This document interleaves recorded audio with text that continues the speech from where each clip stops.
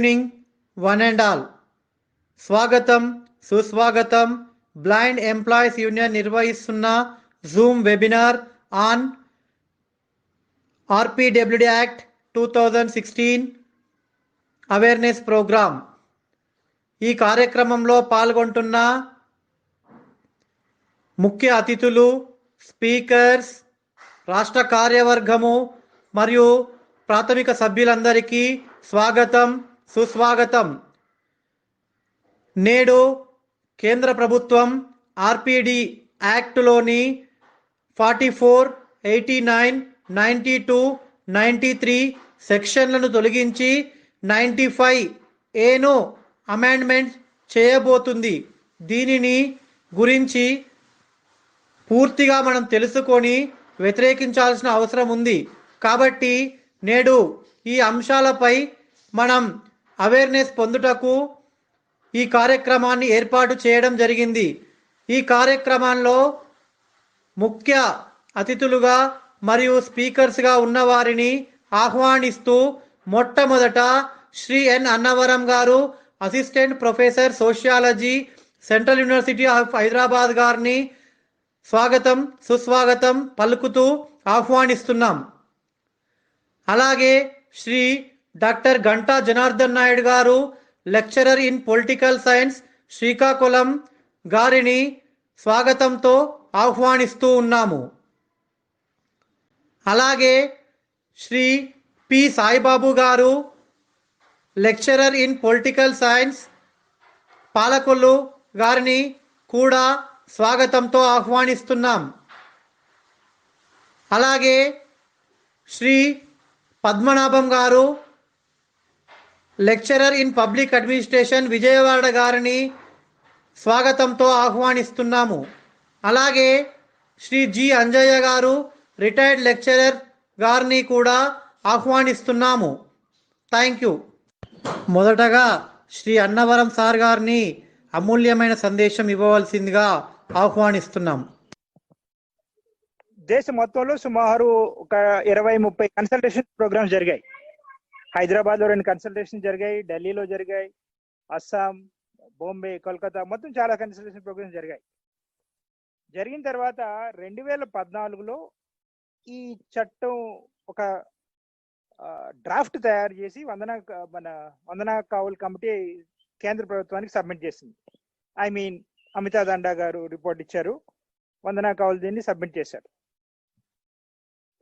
యాక్చువల్గా 2014లో ఈ మన వికలాంగుల హక్కుల చట్టం, అప్పుడు వికలాంగుల హక్కుల బిల్ 2014 అంతా రంగం తయారైపోయింది. నిజానికి తెలంగాణ ఆవిర్భావ బిల్లు, ఆంధ్ర బైఫర్కేషన్ బిల్లు, వికలాంగుల హక్కుల చట్టం 2 ఒకేసారి రావాల్సి ఉంది. మీలో కొంతమంది గుర్తుంటుంది.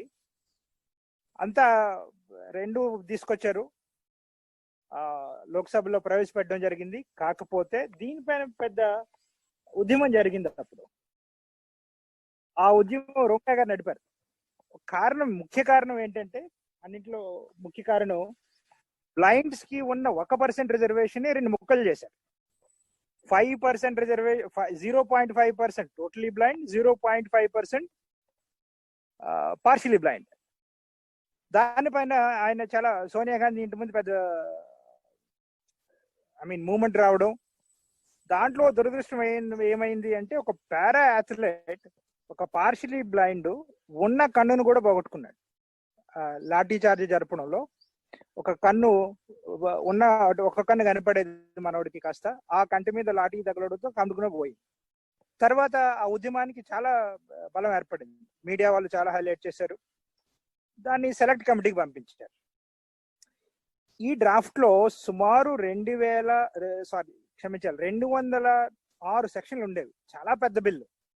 దాంట్లో షెడ్యూల్ కాస్ట్ కమిషన్ లాగే, నేషనల్ ఉమెన్ కమిషన్ లాగే వికలాంగులకు కూడా నేషనల్ కమిషన్ ఉండాలి. 1995 వికలాంగుల చట్టంలో కమిషనర్స్ మాత్రమే ఉన్నారు, వాళ్ళకి ఏమీ పవర్స్ లేవు. కాబట్టి కమిషన్ ఏర్పాటు చేయాలని అమితా దండా గారు డ్రాఫ్ట్ లో పేర్కొన్నారు. It's very interesting. అది ఒకటి, జస్ట్ ఫర్ ఎగ్జాంపుల్ నేను చెప్తున్నాను. అలా చాలా ప్రాముఖ్యమైన ప్రొవిజన్స్ దాంట్లో ఉండేవి. దాన్ని రొంగట గారు తర్వాత ఉద్యమం జరగడం, అది నిజానికి చాలా అవసరమైన ఉద్యమే, దాన్ని మనం తప్పుపట్టడానికి వీల్లేదు.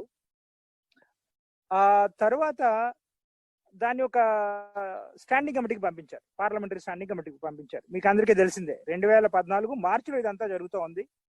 2014 మేలో ఎలక్షన్లు వచ్చాయి, వేరే ప్రభుత్వం ఏర్పడింది. 2016 వరకు దీని మాట ఎవరు ఎత్తలేదు. 2016 సెప్టెంబర్లో ఈ parliamentary standing committee report submit చేసింది. అందరికీ షాకింగ్ ఏంటంటే ఈ 206 నిబంధనలు ఉన్న ఈ చట్టం కాస్త 102 సెక్షన్స్కి వెళ్ళిపోయింది. సో వేరే ఆప్షన్ లేదు, కమిటీ పెట్టారు, వెంటనే బిల్ పెట్టారు, డిసెంబర్లో చట్టం తీసుకొచ్చారు. చాలా మందికి తెలియని స్టోరీ ఏంటంటే, నిజానికి అరుణ్ జైట్లీ గారు అప్పుడు లా మినిస్టర్ అరుణ్ జైట్లీ గారు ముందు పెడితే ఆయన వీటిని తీసేయండి అయ్యా, అంతా బాగానే ఉంది, కానీ పీనల్ ప్రొవిజన్స్ బాగాలేదు, ఈ పీనల్ ప్రొవిజన్స్ ఎందుకు అవసరం, వీటిని తీసేయండి, తీసివేసి బిల్లుని యాజ్ ఇట్ ఈస్ గా పెట్టేయండి అని అప్పట్లో ఉన్న లా సెక్రటరీ, తర్వాత సోషల్ జస్టిస్ మినిస్ట్రీ సెక్రటరీకి పంపించి ఆ మధ్యలో పెద్ద ఆయన పెట్టారు. ఈ పెద్ద ఆయన చెప్తాడు, నేను పేరు తీదలుచుకోలేదు, ఈ పెద్ద ఆయనకి చూపించండి ఇది చేసిన తర్వాత, ఆయన ఓకే అంటే మీరు పార్లమెంట్కి తెచ్చేయండి అన్నారు.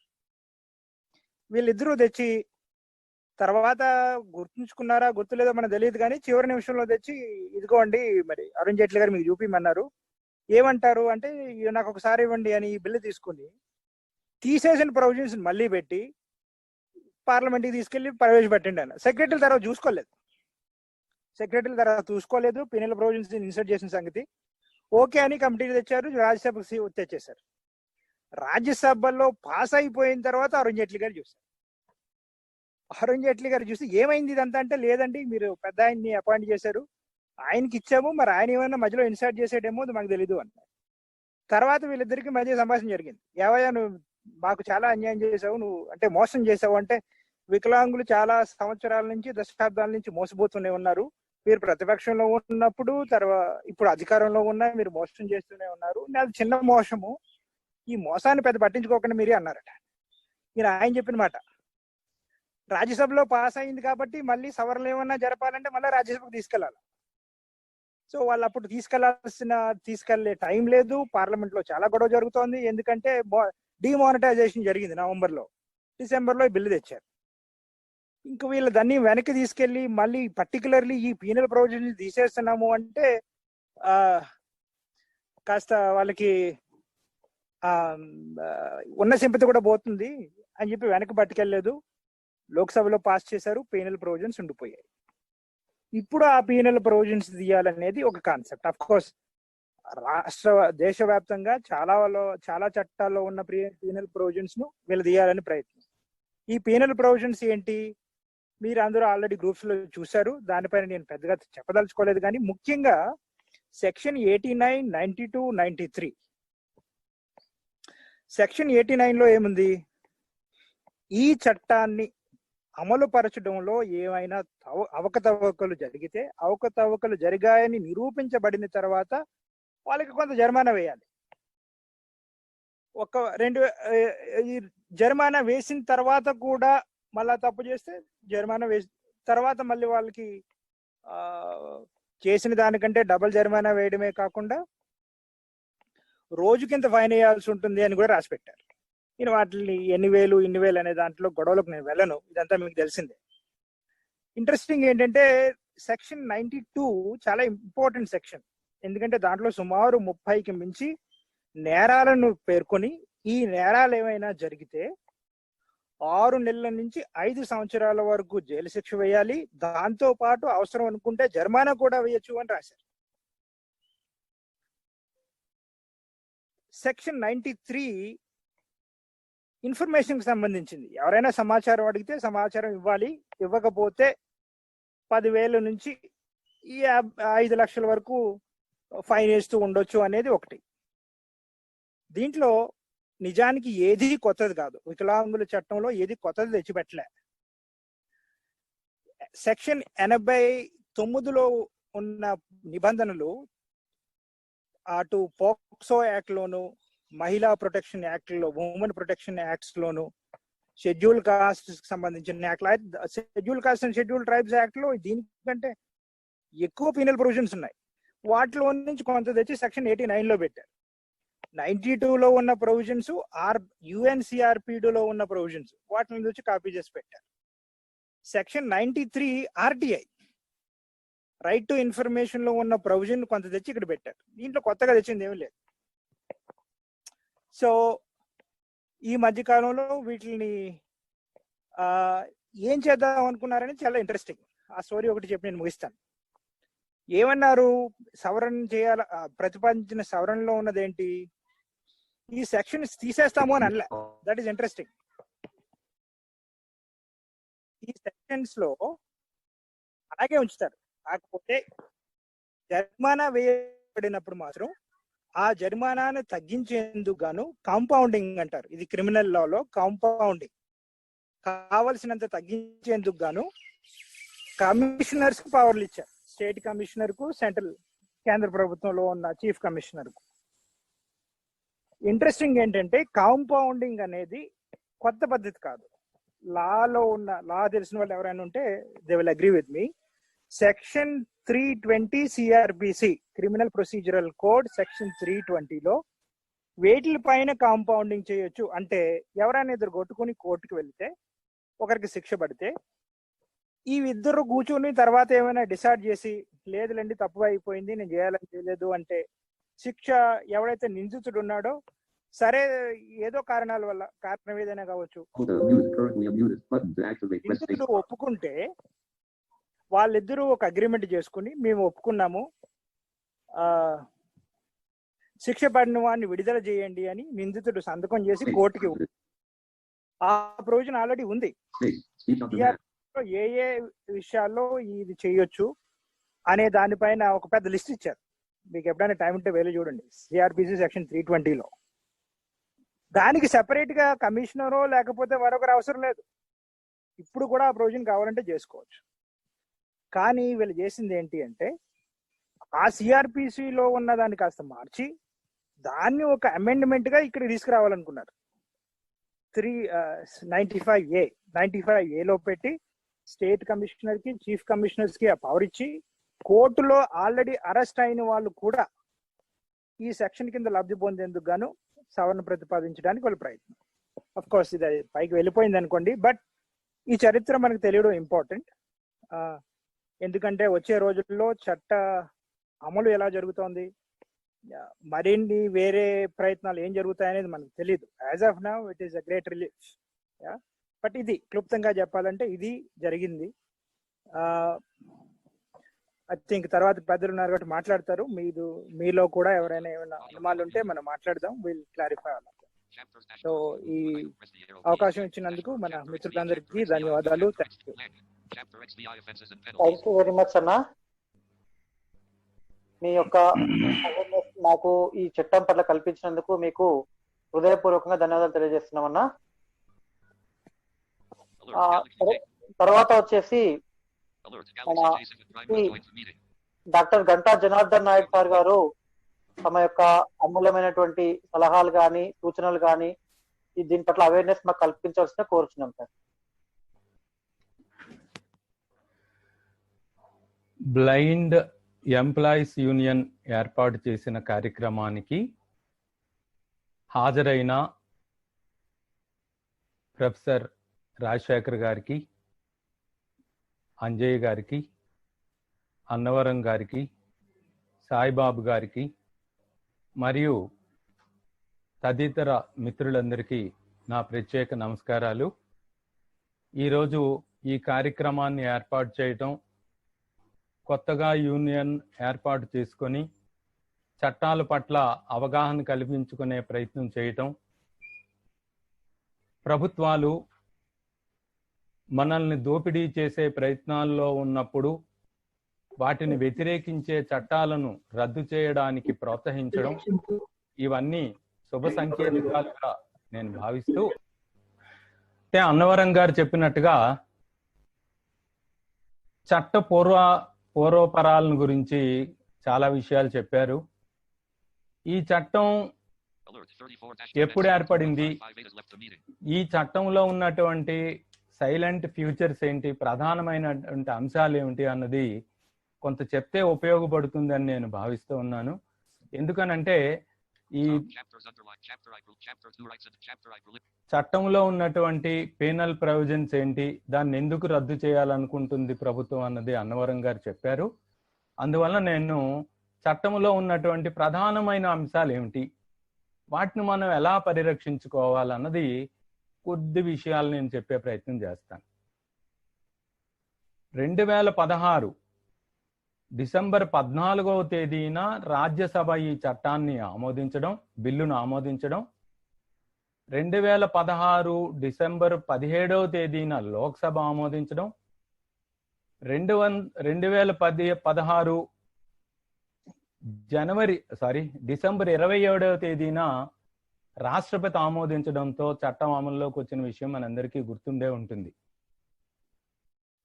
ఈ చట్టంలో ప్రధానంగా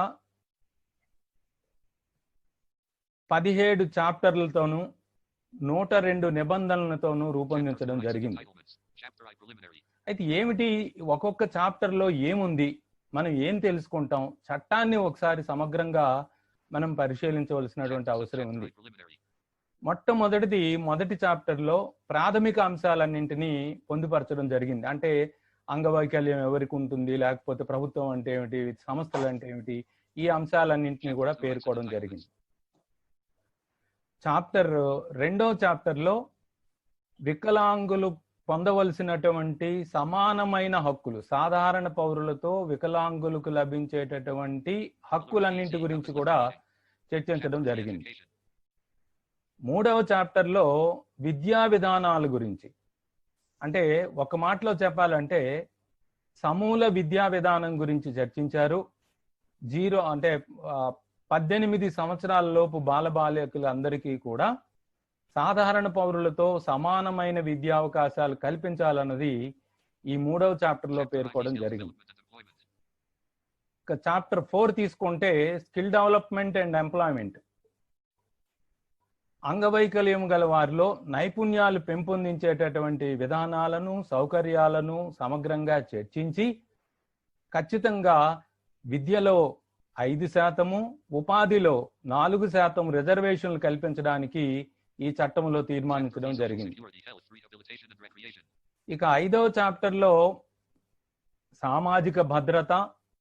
సామాజిక భద్రతను ప్రధానంగా చర్చించడం జరిగింది. సాధారణ పౌరుని వలె అంధత్వము లేదా అంగవైకల్యం ఉన్నవారు కూడా యాక్సెసిబిలిటీ ఇష్యూస్ ని అధిగమించి సాధారణ జీవనం కొనసాగించడానికి తగిన సదుపాయాలను మెరుగుపరచమని ఈ చట్టంలో పొందుపరిచారు.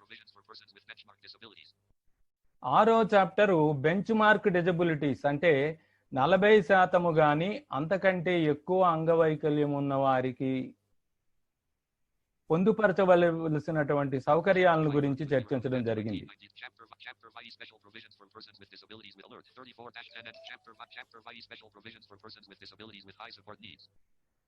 చాప్టర్ 7లో హై సపోర్ట్ నీడ్స్ ఉన్నటువంటి అంగవైకల్యము గల వారికి కల్పించవలసినటువంటి సౌకర్యాలను గురించి చర్చించడం జరిగింది. అంటే 70% గాని అంతకంటే ఎక్కువ అంగవైకల్యం ఉంటే వారిని high support needs persons with high support needs అంటారు. వారికి గతములో వలె 1995 చట్టములో వలె 40% నుండి 100% వరకు ఒకే రకమైన సౌకర్యాలు కల్పించబడకుండా బెంచ్ మార్క్ డిజబిలిటీస్ ఉన్న వారికి కొన్ని సౌకర్యాలు, హై సపోర్ట్ నీడ్స్ ఉన్న వారికి అదనంగా మరికొన్ని సౌకర్యాలు కల్పించమని చెప్పి పేర్కోవడం జరిగింది. చాప్టర్ 8లో ప్రభుత్వాలు చేయవలసినటువంటి కార్యకలాపాల గురించి చర్చించడం జరిగింది. 9వ చాప్టర్లో స్వచ్ఛంద సంస్థలకు ప్రభుత్వం కల్పించవలసినటువంటి గుర్తింపు గురించి, వాటికి అందజేయవలసినటువంటి ఆర్థిక వనరుల గురించి చర్చించడం జరిగింది. 10వ చాప్టర్లో అంగవైకల్యం గలవారికి ధృవీకరణ పత్రాలు జారీ చేయడం గురించి చర్చించారు. సర్టిఫికేట్ మంజూరీ చేయటం అన్నమాట. 11వ చాప్టర్లో కేంద్ర స్థాయిలోను, రాష్ట్ర స్థాయిలోను, జిల్లా స్థాయిలోను అడ్వైజరీ బోర్డ్స్ ఏర్పాటు చేయమని సూచించారు. 12వ చాప్టర్లో కేంద్ర చీఫ్ కమిషనర్, రాష్ట్ర కమిషనర్, అలాగా కమిషనర్ల ఏర్పాట్లు, వారి విధులు, కార్యకలాపాలు, వారి అధికారాలను గురించి చర్చించడం జరిగింది. 13వ చాప్టర్లో ప్రత్యేక న్యాయస్థానాలు, కేంద్రంలో ఒక న్యాయస్థానం, రాష్ట్రంలో, జిల్లాలో కూడా అంగవైకల్యము గల వారి ఉన్నటువంటి సమస్యలను పరిష్కరించడానికి గాను, వివాదాలను పరిష్కరించే దిశగా ప్రత్యేక న్యాయస్థానాలను ఏర్పాటు చేయడం జరిగింది. 14వ చాప్టర్లో నేషనల్ ఫండ్ ఒకటి ఏర్పాటు చేయాలి. స్టేట్ ఫండ్, నేషనల్ ఫండ్ ఏ విధంగా ఏర్పాటు చేయాలి, వికలాంగులకు అవసరమైనప్పుడు వాటిని ఏ విధంగా వినియోగించాలనేది చర్చించడం జరిగింది. 15వ చాప్టర్లో స్టేట్ ఫండ్ ఫర్ డిజేబుల్డ్ అన్నది ఏర్పాటు చేయమన్నారు. 14లో కేంద్ర central fund for national fund for disabilities, 15వ చాప్టర్లో స్టేట్ ఫండ్ ఫర్ డిజబిలిటీస్ ని ఏర్పాటు చేయడానికి చెప్పడం జరిగింది. ఇక 16వ చాప్టర్లో పెనాల్టీస్ గురించి చెప్పారని అన్నవరం గారు మనకి ఇప్పుడు చెప్పారు. 17వ చాప్టర్లో కొన్ని మిస్లేనియస్ సదుపాయాలు కల్పించవలసినటువంటి ఆవశ్యకత గురించి చర్చించినటువంటి విషయం మనందరికీ తెలుసు. ఇకపోతే 16వ చాప్టర్లో ప్రధానంగా చర్చించింది ఏమిటంటే 89 నుండి 95 వరకు ఉన్నటువంటి సెక్షన్లో ఏ నేరం చేస్తే ఏ శిక్ష విధించబడాలి అన్నది పేర్కోవడం జరిగింది. 1995 చట్టానికి 2016 హక్కుల చట్టానికి మధ్య ఉన్న వ్యత్యాసం ఇది ఒకటే. 1995 చట్టంలో ఎటువంటి శిక్షలు పేర్కొనబడలేదు. ఈ చట్టంలో మాత్రం ఖచ్చితంగా పెనాల్టీస్ వేస్తూ, శిక్షిస్తూ, నేరాలకు తగినటువంటి శిక్షలు విధిస్తూ ఒక ప్రత్యేకమైనటువంటి చాప్టర్ ను ఏర్పాటు చేయడం చాలా సంతోషమైనటువంటి విషయంగా మనం చెప్పుకోవచ్చు. ప్రధానంగా 92 గురించి అన్నవరం గారు చెప్పారు. 92లో ఒకవేళ అంగవైకల్యం పేరుతో అంగవైకల్యం గల వారిని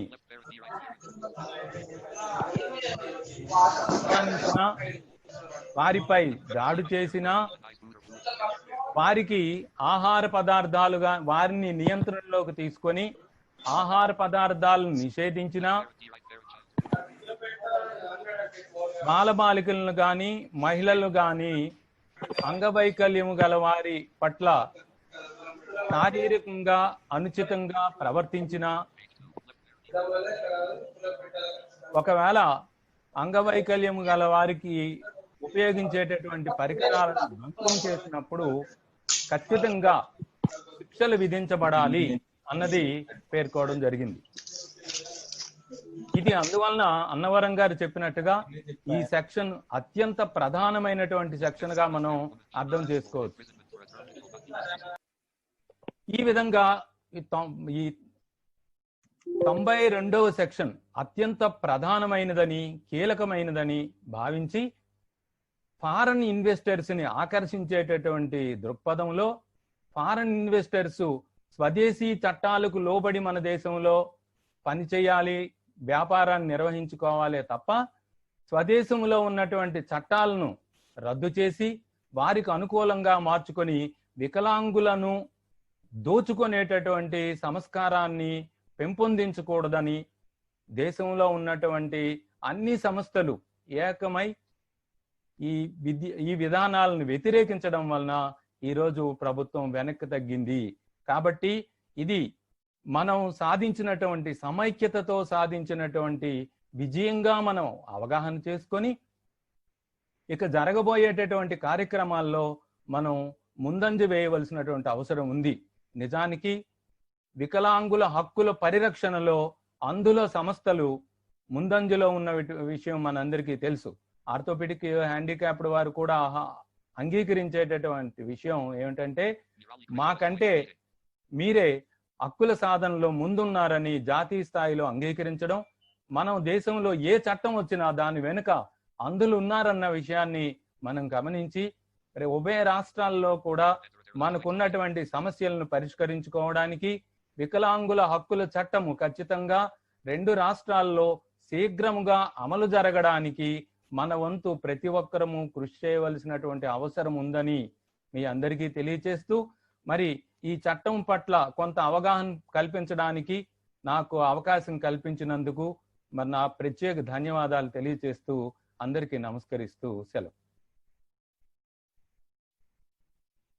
thank you sir Janardhan Naidu గారు. సార్, మీరు మీ యొక్క వివరణతో మాకు చట్టంలోని సెక్షన్స్ గురించి మరియు ఈ రోజు మనం పెట్టుకున్నటువంటి అంశం గురించి పూర్తి అవేర్నెస్ చేసినందుకు మీకు మా బ్లైండ్ ఎంప్లాయీస్ యూనియన్ తరఫున మరొకసారి హృదయపూర్వకంగా ధన్యవాదాలు sir.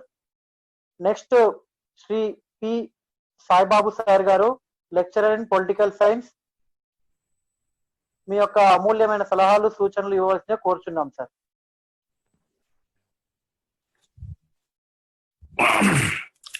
Friends, am I audible?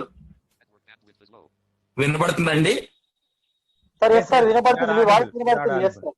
Okay sir. Go ahead sir. ఈ దినం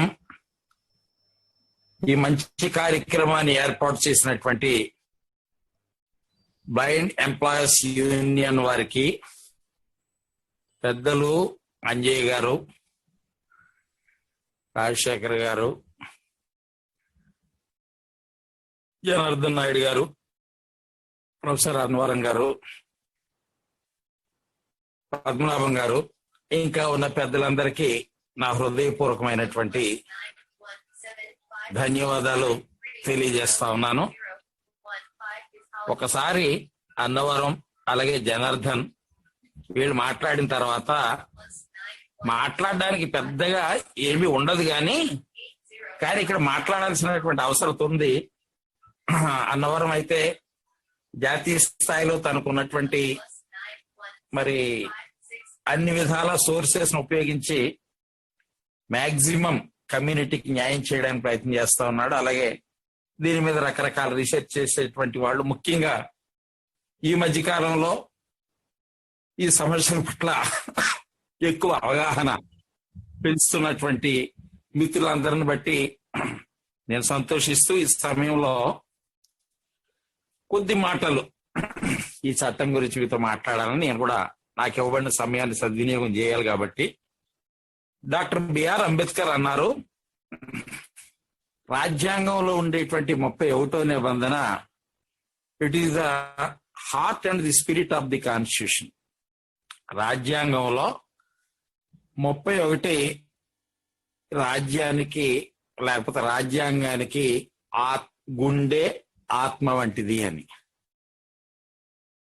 ఆత్మ మనస్సు లేకపోయినా ఉపయోగం లేదు, అలాగే ఈ రెండు ఉండి గుండె పని చేయకపోయినా ఉపయోగం లేదు. అట్లాగే ఇప్పుడు మన యొక్క చట్టాన్ని గురించి విశ్లేషణ చేసినటువంటి 89, 92, 95 ఇవి సెక్షన్స్ ఏవైతే ఉన్నాయో ఇవి ఒక రకంగా ఈ 2016 వికలాంగుల హక్కుల చట్టానికి ప్రాణము వంటివి అన్నమాట. ఇది లేకపోతే ఏం పెద్ద ఉపయోగం లేదు. 2016 వరకు చేసినటువంటి రకరకాల ఎగ్జిక్యూటివ్ ఆర్డర్స్ అయితేనేమో, లేదా 95 చట్టంలో ఉన్నటువంటి సంగతులు అయితే ఏమవనివ్వండి, వాటిల్లో కొన్ని సంగతులను ప్రత్యేకంగా చేర్చారు.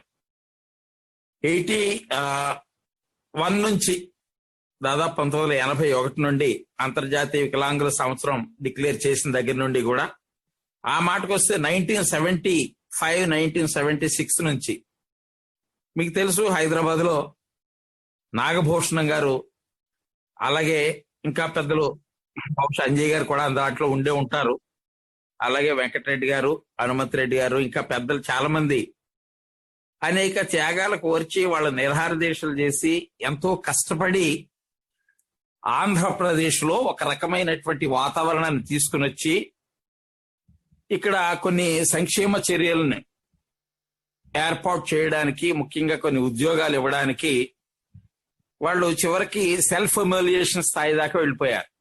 ఆత్మాహుతి స్థాయి దాకా వెళ్ళిపోయినప్పుడు social welfare secretary SR Shankaran positive గా ఇంటర్వ్యూన్ అయ్యి వీళ్ళకి కావలసినటువంటి ఆ రోజుల్లో కొన్ని ప్రభుత్వ ఉత్తర్వులు తీసుకురావడం అనేటువంటి జరిగింది. ఆ తర్వాత వికలాంగుల సంవత్సరం, ఆ తర్వాత నుండి అటు అంతర్జాతీయంగానైతే ఇటు జాతీయంగానైతే మన దేశం ఈ అంతర్జాతీయ ఒప్పందాల్లో సిగ్నటరీ అంటే సంతకం చేసినటువంటి దేశాల్లో మనం కూడా ఉన్నాం కాబట్టి వీళ్ళకి కూడా ఒక చట్టం చేయాలి అనేటువంటిది 1991లో వచ్చినటువంటి లిబరలైజేషన్, ప్రైవేటైజేషన్, గ్లోబలైజేషన్ ఏదైతే ఉందో దాని పుణ్యాన ఈ 95 యాక్ట్ ఖచ్చితంగా రావాల్సి వచ్చింది. ఈ 95 యాక్ట్ రావడంలో కూడా జనార్దన్ నాయుడు గారు చెప్పినట్టు ముఖ్యంగా బ్లైండ్ అయినటువంటి వాళ్ళు, మన అంధులు మాత్రమే ఎక్కువగా కృషి చేశారు. ఆ రోజుల్లో నేను 91 వరకు అక్కడ ఢిల్లీలో ఎంఏ చదువుకున్నాను.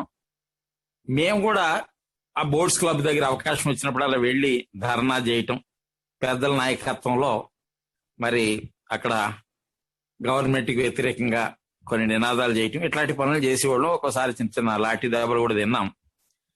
తర్వాత దీని ఫలితంగా 95లో మనకి చట్టం వచ్చింది. 95 నుండి వచ్చినటువంటి ఈ చట్టం ఎంతవరకు ఉపయోగపడింది అని అంటే కనీసం మనకంటూ ఒక చట్టం ఉంది అనేది మాత్రం వచ్చింది. ఈ మనకంటూ ఒక చట్టం వచ్చిన తర్వాత గతంలో ఏమనివ్వరు, ఏదైనా మనకి అవకాశాలు ఇవ్వాలి అని అంటే వీళ్ళకి ఏమున్నాయి, వీళ్ళకి చట్టం ఉందా, వీళ్ళకి రాజ్యాంగ పరిరక్షణ ఉందా, పార్లమెంటరీ చట్టం ఉందా అని రకరకాలుగా మాట్లాడినటువంటి పరిస్థితుల నుంచి ఒక చట్టం తెచ్చుకోగలిగాము అనేటువంటి పరిస్థితి వచ్చాం. అయినప్పటికీ కూడా దాని వలన కూడా కొంత ప్రయోజనం సమకూరిన మాక్సిమం ఇంకా రావలసినంత ప్రయోజనం రాలేదు. దానికి కారణం కూడా ఏంటంటే రకరకాల సమస్యలు, రకరకాల ముఖ్యంగా మన వాళ్ళు దూరంగా స్కాటర్డ్ అయిపోవడం, ఏదైనా మరి ఉద్యమాలు చేయాలి అని అంటే ఒకప్పుడు ఉండేటువంటి వాతావరణం లేకపోవడం, వీటిలన్నిటి ఫలితంగా కొంత వెసులుబాటులాగా మన వాళ్ళు ఉపయోగించుకున్నారు దాన్ని. ఏది ఏమైనా 14లో యుఎన్సిఆర్పిడి సిగ్నేటరీస్ కంట్రీస్ లో మన దేశం కూడా సైన్ చేయటం, 16లో ఈ చట్టం రావడం జరిగింది. అయితే ఈ చట్టానికి 95 చట్టానికి ఉండేటువంటి తేడా ఏంటంటే అప్పుడు వెల్ఫేరిస్ట్ నేచర్ తో ఉంది. వెల్ఫేర్ అప్రోచ్ అంటే సంక్షేమం, ఏదో చెయ్యండి అయ్యా, వీళ్ళకి ఏదో ఉద్యోగాలు ఇవ్వండి అయ్యా, లేకపోతే వీళ్ళకి హోములు పెట్టండి అయ్యా, వీళ్ళకి ఏదైనా ఆర్థిక పరమైన రాయితీలు కల్పించండి అయ్యా అని ఇట్లాంటి ఒక రకమైనటువంటి దృక్పథం అటు ప్రభుత్వంలో అవలంబించడానికి ఉపయోగపడ్డ చట్టం. అప్పుడు మన పరిస్థితి కూడా ఏంటంటే అయ్యా మాకేదో చట్టం చేస్తారు కదా, కొన్ని ఉద్యోగాలు ఇవ్వండి, లేకపోతే కొంత మాకు కూడా కొన్ని వెసులుబాట్లు ఇవ్వండి, ఇట్లా అడిగేది.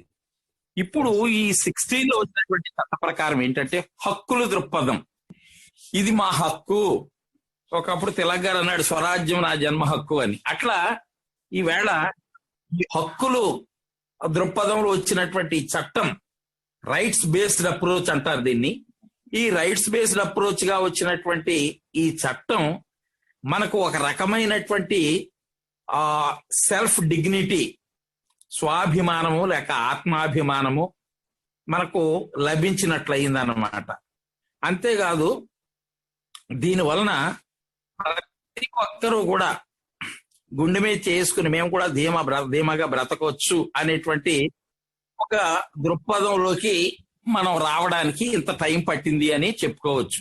అయితే ఇటువంటి పరిస్థితుల్లో మరి ఈ 95Aని ఒకదాని చేర్చి న్యాయస్థానాలను ప్రక్కన పెట్టి కేవలం గ్రామాల్లో జరిగినట్టు ఎవరో ఒక మధ్యవర్తిని పెట్టుకొని కమిషనర్లు లేకపోతే డైరెక్టర్లు ఎవరినైతే ప్రభుత్వం నియమిస్తుందో వాళ్ళ ద్వారా ఆ యొక్క శిక్ష పడినటువంటి వాడు లేకపోతే ఎవరైతే బాధ్యులు ఉంటారో ముద్దాయి వాళ్ళు, వీళ్ళ ద్వారా న్యాయం జరిగిపోతుంది అనేటువంటిది చాలా తప్పు.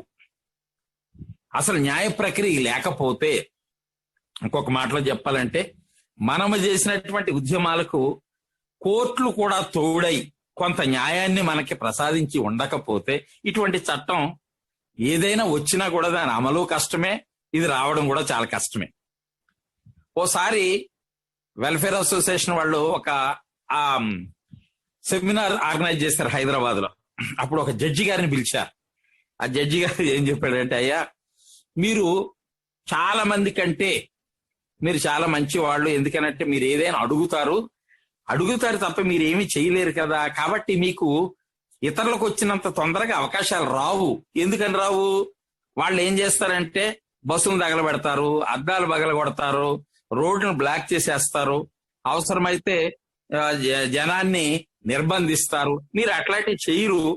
మీరు మాకు రావాల్సినటువంటి అవకాశాలు ఇవ్వండి బ్రతిమాలుతారు. మీరు చేసేది మంచి పని. అయితే కొన్ని సందర్భాల్లో ఖచ్చితంగా ప్రజాస్వామ్యయుతంగా పోరాడవలసినటువంటి అవసరం ఖచ్చితంగా ఉంది అని హైకోర్టు జడ్జి గారు చెప్పారు. కాబట్టి ఇటువంటి సందర్భాల్లో మనం ఖచ్చితంగా ఈ ప్రక్రియలు అనేటువంటివి చట్టం పరంగా న్యాయపరంగా ఉంటేనే తప్ప న్యాయ వ్యవస్థలో మనకు అవకాశం లేకుండా 95A లాంటి దాన్ని చేర్చేసి మీరు మధ్యవర్తుల ద్వారా సెటిల్ చేసుకోండి అని అంటే ఇదంతా కూడా మళ్ళా సెటిల్మెంట్ లేకపోతే రకరకాల గ్యాంగ్ ఉంటాయి చూసారా, వాళ్ళ యొక్క చేతుల్లోకి వెళ్ళిపోవడం తప్ప కమిషనర్లైనా ఎవరు అటు ప్రభుత్వం చేత నియమించబడ్డ వాళ్లే, వాళ్ళ మీద పొలిటికల్ ప్రెజర్ ఉంటుంది, అలాగే మనీ ప్రెజర్ ఉంటుంది, అలాగే ఎగ్జిక్యూటివ్ ప్రెజర్ ఉంటుంది. They are not judiciary, they are only executive, కార్యనిర్వాహకులే. కాబట్టి వాళ్ళ ఐఏఎస్లైనా ఐపీఎస్లైనా ఇంకొకళ్ళైనా మనం గతంలోంచి చూస్తానే ఉన్నాం.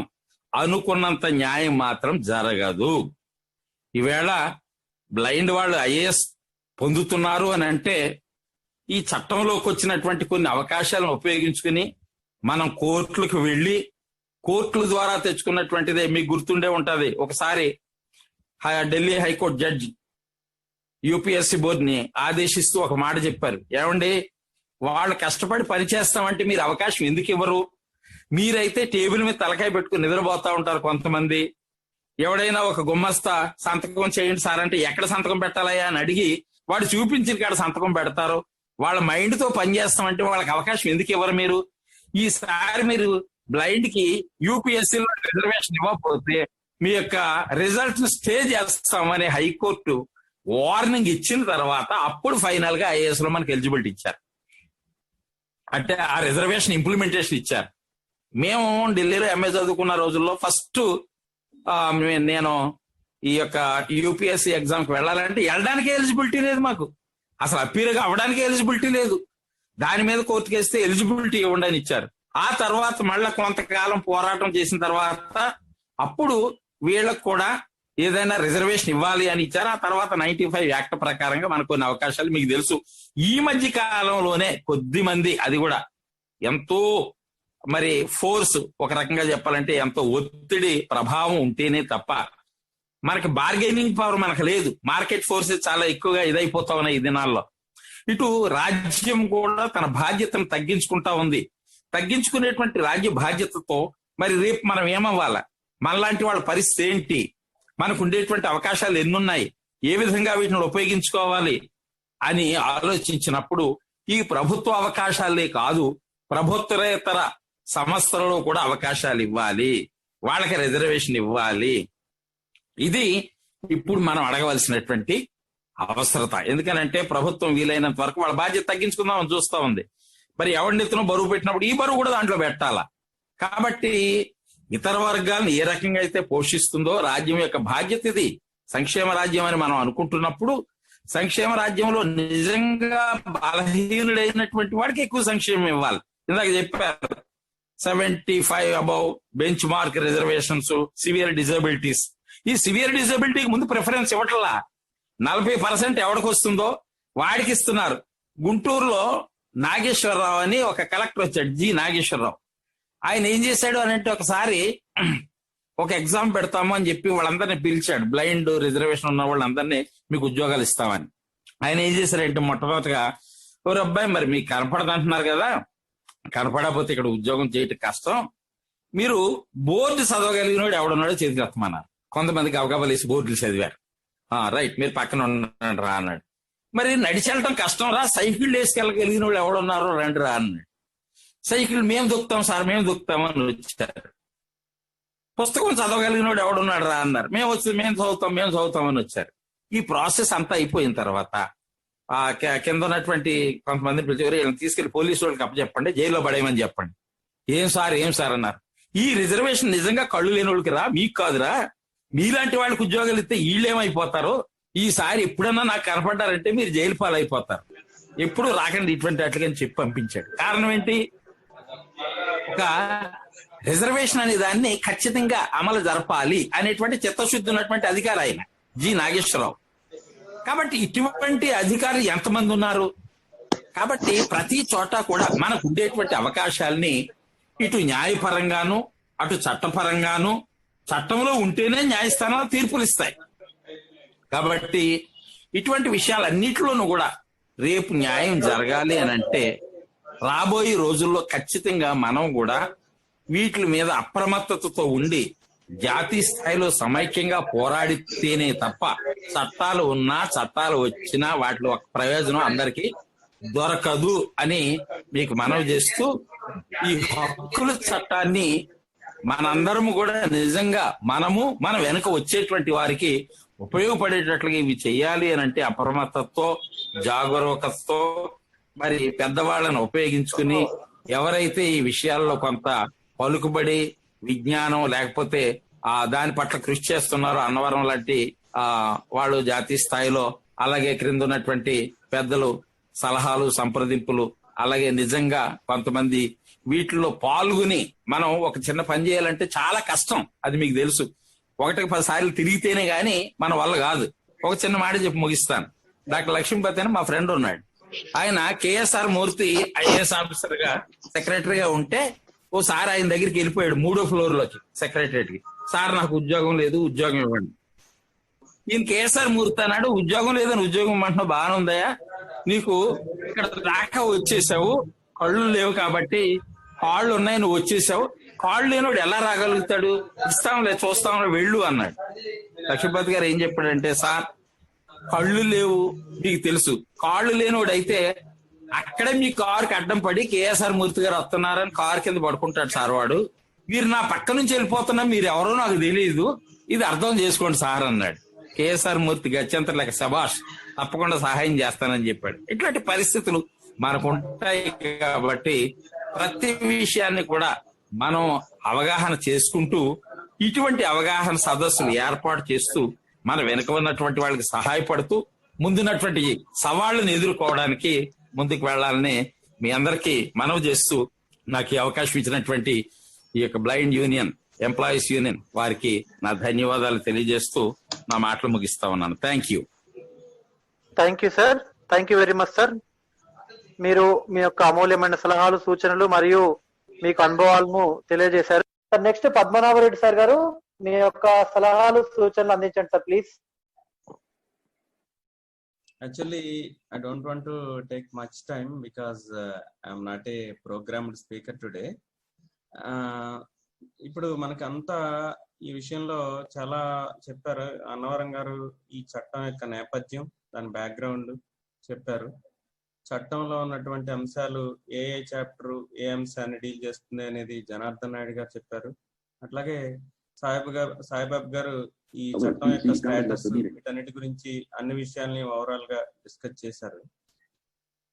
దీనిలో నేను అంత ఎక్కువగా మాట్లాడాలని నేనేం అనుకోవట్లేదు. దీనిలో ఇక్కడ ఏంటంటే, ఇప్పుడు ఒక సెక్షన్ 95 అనేది మనం మాట్లాడినప్పుడు 95A గురించి మాట్లాడారు. 95A లో చెప్పింది ఏంటంటే ఆర్బిట్రేషన్, అంటే ఈ కోర్టులకు వెళ్లకుండా ఏవైతే నేరాలు జరిగాయో ఆ నేరాలని పరిష్కరించడం కోసం రాష్ట్ర స్థాయిలో కమిషనరు, కేంద్ర స్థాయిలో సిసిపిడి వీళ్ళంతా కూడా అంటే వీళ్ళిద్దరూ ఏవైనా సరే పరిష్కారం చేస్తారో ఆర్బిట్రేషన్ ఉంటుంది అనే విషయాన్ని చెప్పడం జరిగింది. అయితే ఇక్కడ రెడిక్యులస్ ఏంటంటే, విచిత్రమైన విషయం ఏంటంటే, అసలు ఈ ముందు కమిషనర్స్, చీఫ్ కమిషనర్ అనే దాన్ని కనుక మనం ఆలోచిస్తే రాష్ట్రాలలో దాదాపుగా 29 రాష్ట్రాల్లో 26 రాష్ట్రాలకు అసలు కమిషనర్సే లేరు. 26 రాష్ట్రాలకు కమిషనర్స్ లేరు. ఇంకో విధంగా చెప్పాలంటే కేంద్రంలో అసలు ఇప్పటికీ chief commissioner for persons with disability CCPD లేడు. అంటే హలో వినిపించట్లేదా? Hello carry on please. మీరు క్యారీ ఆన్ సార్.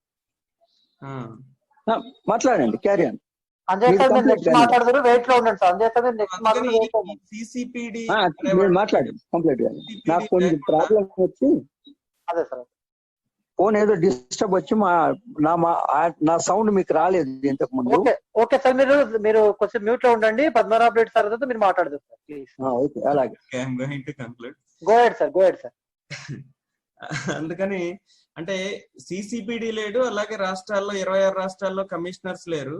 ఈ కమిషనర్స్ ని అపాయింట్ చేయడంలో ప్రభుత్వం శ్రద్ధ తీసుకోకుండా ఇప్పుడు ఈ ఒక ఇన్వెస్ట్మెంట్ ఫ్రెండ్లీ ఎన్వైరన్మెంట్ ని క్రియేట్ చేయడం కోసం ఈ లాస్ అన్నిటినీ కూడా దీనిలో పీనల్ ప్రొవిజన్స్ ని పక్కన పెట్టాలి, తీసేయాలి అనేది తీసుకోవడం చాలా విచారకరం. సరే, ఏదేమైనప్పటికీ కూడా దాని విషయంలో ముఖ్యంగా ఈ స్టేక్ హోల్డర్స్ దగ్గర నుంచి ఫీడ్బ్యాక్ పంపించడానికి, ఫీడ్బ్యాక్ ఎలా పంపించాలి, ఏం చేయాలి అనే విషయంలో చాలా మంది, కొంతమంది యాక్టివిస్టులు బాగా వర్క్ చేశారు. వాళ్ళలో మన అన్నవరం గారు ఒకళ్ళు.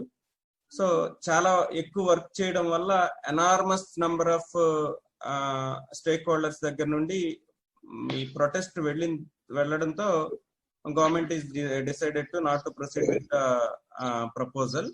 సో దీనికి ఇది వెళ్ళింది కాబట్టి ఇదేదో ఇప్పుడు చాలా బాగుంది, ఇది మనం పండుగ చేసుకోవాల్సినటువంటి విషయం అని అనుకోవడానికి లేదు. Of course really it's a great news for us. కానీ ఫ్యూచర్ లో మళ్ళీ గవర్నమెంట్ ఇటువంటివి ఏమి టచ్ చేయదని, మళ్ళీ ఎవరు వచ్చినప్పటికీ కూడా ఇది ఇలాగే ఉంటుంది అనేది లేదు. ఎప్పుడైనా ఎవరైనా ఏవైనా చేయొచ్చు. సో కాబట్టి ముఖ్యంగా మనం ఎప్పుడు కూడా విజిలెంట్ గా ఉంటున్నాం, ఇంకా విజిలెంట్ గా ఉండాల్సినటువంటి అవసరం రానున్న కాలంలో ఇంకా ఎక్కువగా ఉంది. ఎందుకంటే ముఖ్యంగా మిగిలిన వాళ్ళ సంగతి ఎలా ఉన్నప్పటికీ కూడా ఉద్యోగాలు చేస్తూ ఎడ్యుకేటెడ్ అయినటువంటి మనం ఈ విషయంలో చాలా విజిలెంట్ గా ఉండాలి. ఏం జరుగుతోంది, అసలు చట్టం ఏంటి, చట్టం ఏం చెప్తోంది, చట్టం రావడానికి నేపథ్యం ఏంటి, చట్టాన్ని ఎందుకు సవరించాలనుకుంటున్నారు, దానికి కారణం ఏంటి, దానిలో ఉండేటటువంటి ఇంప్లికేషన్స్ ఏంటి, ఇవన్నీ కూడా తెలుసుకుని యాక్టివ్ గా ఉండి వీటి పట్ల విజిలెంట్ గా ఉండి అవసరమైనప్పుడు ప్రొటెస్ట్ చేయాల్సినటువంటి అవసరం ఉంది అని చెప్పి భావిస్తూ thank you everybody. Thank you very much sir. Anjay sir గారు, మీరు మీ అమూల్యమైన సలహాలు, సూచనలు ఇవ్వండి సార్ ప్లీజ్. సార్ నా సౌండ్ వస్తుందండి? వస్తుంది సార్, మీరు మాట్లాడండి సార్. ఓకే. మరి ఈ ఎంప్లాయీస్ బ్లైండ్ యూనియన్ తరఫున ఈ సలహాలు, ఆర్పిడి యాక్ట్ కు సంబంధించిన సలహా సంప్రదింపులు, మరి అవేర్నెస్ ప్రోగ్రామ్ టేకప్ చేసినందుకు మరి మొదట్లో వారికి ధన్యవాదాలు అర్పిస్తూ, మరి అలాగే ఈ సమావేశానికి విచ్చేసినటువంటి అన్నవరం గారు, మరి సీఫల్ రాజశేఖరం గారు, మరి అలాగే మన సాయిబాబా, మరి పురాతన మిత్రులైనటువంటి ఇంకా జేవిడి ప్రసాద్, భిక్షపతి గౌడ్, మరి యాదయ్య, ఇంకా ఎంతో మంది పాల్గొంటున్నారు. ఇది చాలా సంతోషకరమైన విషయం. ఈ అవేర్నెస్ ప్రోగ్రామ్ అనేది నాకు ఎప్పటి నుంచో చాలా ఇంట్రెస్ట్, అంటే ఒక ఆసక్తి. మన వాళ్లకు ప్రతి ఆర్టికల్ విషయం తెలిసి ఉండాలి. 1995 ఆర్టికల్ వచ్చినప్పటి నుండే నాకు ఇది ఒక కోరిక ఉండేది. మరి మన కంట్రీ అంతా ఒకటే, కానీ నార్త్ లో ఏం జరుగుతుందంటే అవేర్నెస్ ప్రోగ్రామ్స్ కొరకు ప్రత్యేకంగా సంఘాలలో కొంత బడ్జెట్ కేటాయించుకొని వాళ్ళ సంఘాన్ని అవేర్నెస్ ప్రోగ్రామ్స్ చాలా కండక్ట్ చేశారు. మన దగ్గర కూడా చేశారు, కానీ కొంతమంది వరకు మాత్రమే దాన్ని పరిమితం చేసి ఆ అవేర్నెస్ అనేది కామన్ పీపుల్లో కలిగించలేదు. ఏదో ముఖ్యమైన వాళ్ళు కొంతమంది సెమినార్ అని మెంటల్లీ రిటైర్డెడ్ ఇన్స్టిట్యూట్ లో లేదా నల్గొండ ఎక్స్ రోడ్ లో ఎక్కడో ఒక దగ్గర పెట్టి కొంతమందిని ఇన్వైట్ చేసి అవేర్నెస్ కల్పించడం జరిగింది. కానీ ఇప్పుడైనా టెక్నాలజీ అనేది చాలా పెరిగింది, మరి చాలా మందికి ఈ అవేర్నెస్ వచ్చింది. ఈ టెక్నాలజీ అవేర్నెస్ ను ఉపయోగించుకొని మరి మన అవేర్నెస్ ని పెంచుకోవాలి. చాప్టర్ వైజ్ గా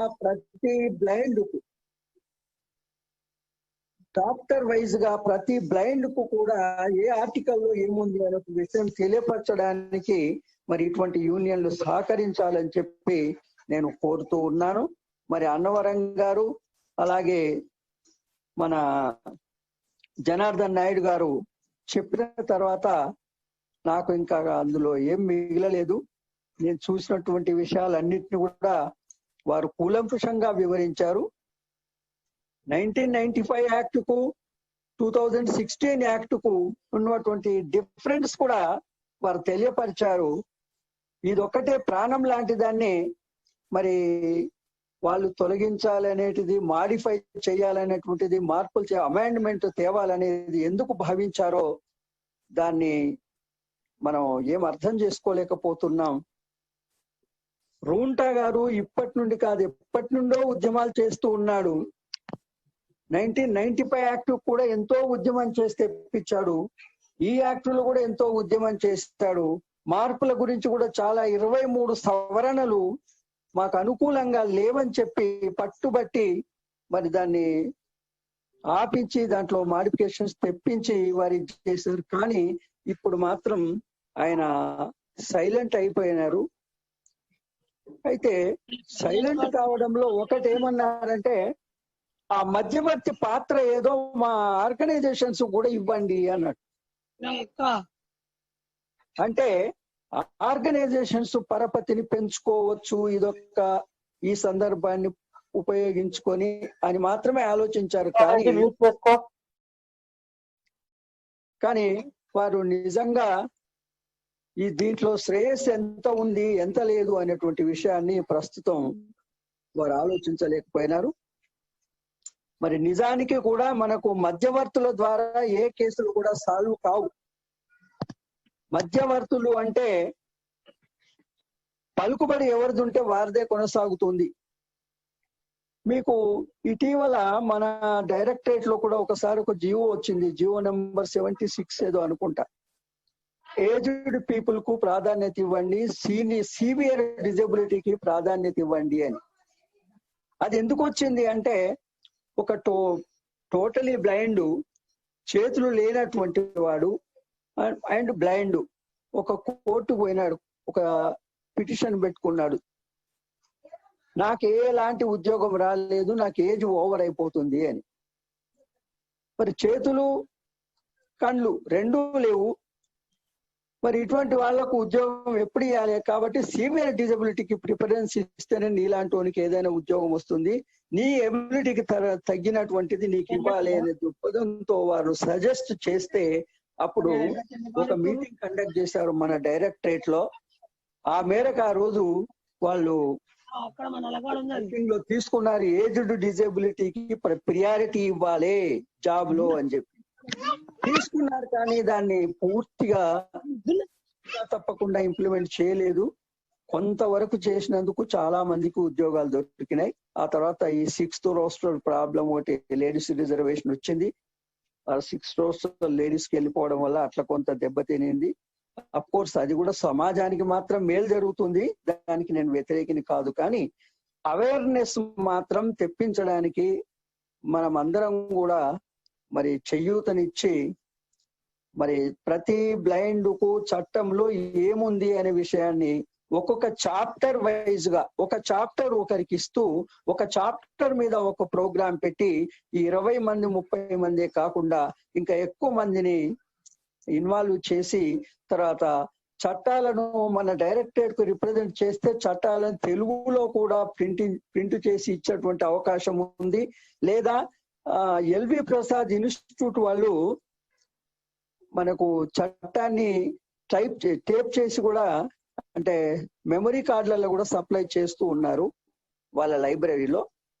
మరి ఆ విధంగానైనా సరే ప్రతి వాళ్లకు చట్టం అందేలాగా మరి మీ యూనియన్ ద్వారా ప్రయత్నం చేస్తారేమో అని నేను భావిస్తూ, మరి తక్కువ సమయంలో ముఖ్యంగా చట్టం కొరకు చట్టంలోని విషయం నేనేం చెప్పకపోయినా చట్టం గురించి, చట్టం పట్ల పెంచవలసిన ఆసక్తి గురించి మాత్రమే చెప్పి నాకు ఇచ్చిన అవకాశాన్ని సద్వినియోగం చేసుకున్నానని భావిస్తూ మరి మీకు అందరికీ మరొకసారి కృతజ్ఞతలు తెలియపరుస్తూ ముగిస్తూ ఉన్నాను. Thank you one and all. Thank you sir, thank you very much Anjay sir గారు. మీ యొక్క కోరికలను మేము ప్రయత్నం చేస్తాం సార్. మీ యొక్క సూచనలను మేము మెమరీ కార్డులో కానీ చేపించడానికి కానీ బ్రైలీ ప్రింటింగ్ మనకు వస్తాం అందుబాటులో ఉంది సార్ ఆల్రెడీ. ఇది ఎవరైనా అవసరం ఉంటే తీసుకోవచ్చు సార్ ఇప్పటికీ కూడా. Thank you very much sir once again. With permission అలోపు అన్నవరం సార్ నువ్వు డౌట్ అడగొచ్చా? అడగండి అన్న. సార్ అన్నవరం సార్, నేను రాఘవేంద్ర మహబూబ్నగర్ నుంచి.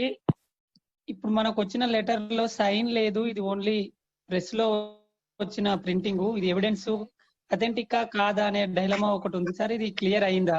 ఈ గవర్నమెంట్ అనేది ఎన్నికి తగ్గిందా? తర్వాత 95A యాక్ట్ ప్రకారం మధ్యవర్తులు వచ్చి జరిమానా పెంచడం తప్ప నెక్స్ట్ స్టెప్ గా మనం కోర్టు వెళ్లే అవకాశం ఇంకా ఉందా అనేది ఇంకొక డౌట్ సార్ నాకు అది.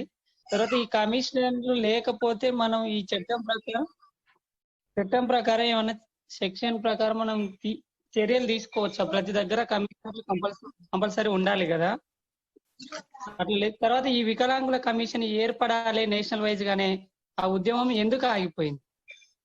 Thank you sir. Raghu, thank you. ఒకటి ఏంటంటే మన ఈ సిగ్నేచర్ లేదనేది అంటే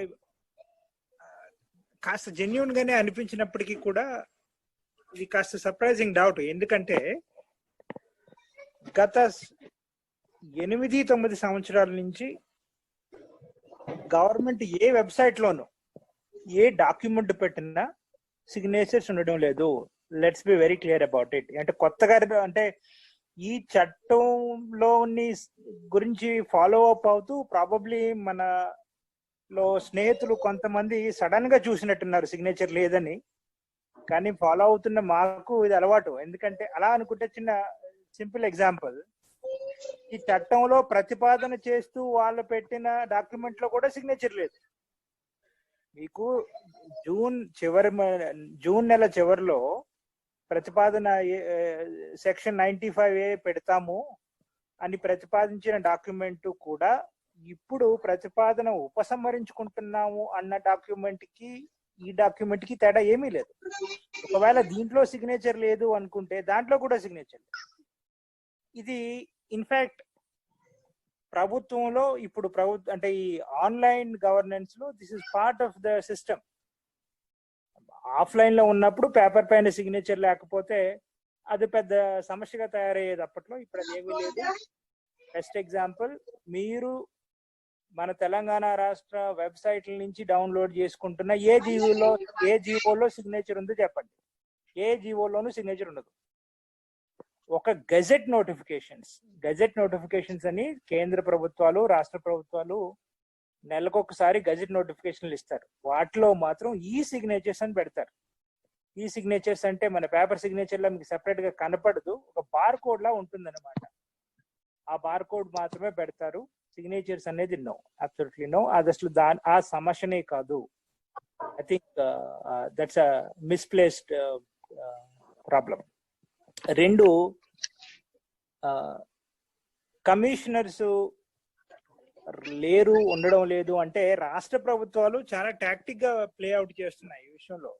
వాళ్ళు కమిషనర్ పోస్టులు ఖాళీగా ఉంచరు. డైరెక్టర్ ని, ఒక IAS ఆఫీసర్ ని ఇన్ఛార్జ్ కమిషనర్ అని ఎవరినో పెడతారు.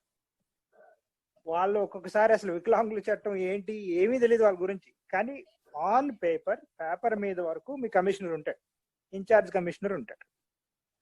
కాబట్టి లీగల్ గా మనం ఏమి చేయలేకపోతున్నాం. So that's a big problem. అందుకే మనం తెలంగాణ రూల్స్ ఫామ్ చేసేటప్పుడు కూడా క్లియర్ గా రాయమని చాలా పట్టుబట్టాం. ఏంటి, స్టేట్ కమిషనర్ అనేవాడు సెపరేట్ గా ఐఏఎస్ ఆఫీసర్ కానీ రాష్ట్ర ప్రభుత్వంలో పనిచేసే వాళ్ళు కానీ ఈ స్టేట్ కమిషనర్ గా నియమింపబడాలంటే వాళ్ళు చేస్తున్న పదవికి రాజీనామా చేయాలి, లేదా పదవిలో లేని వాళ్ళు చేయాలి అనే దానిపైన పట్టుబట్టాం.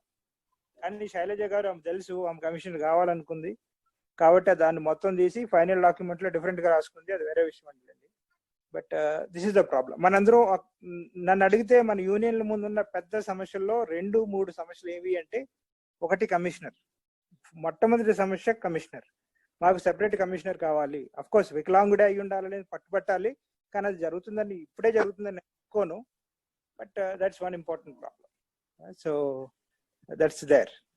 We have to probably vacate it sometime. Yeah. Raghu, is that all right? ఏదన్నా వదిలేసానా? ఒకటన్నా మళ్ళీ ఈ నేషనల్ మనకు ఒక కమిషన్ రావాలని మూవ్మెంట్ జరిగింది కదా, అదే అది ఎందుకు ఆగిపోయింది? అది ఒకవేళ ఉండేది కదా.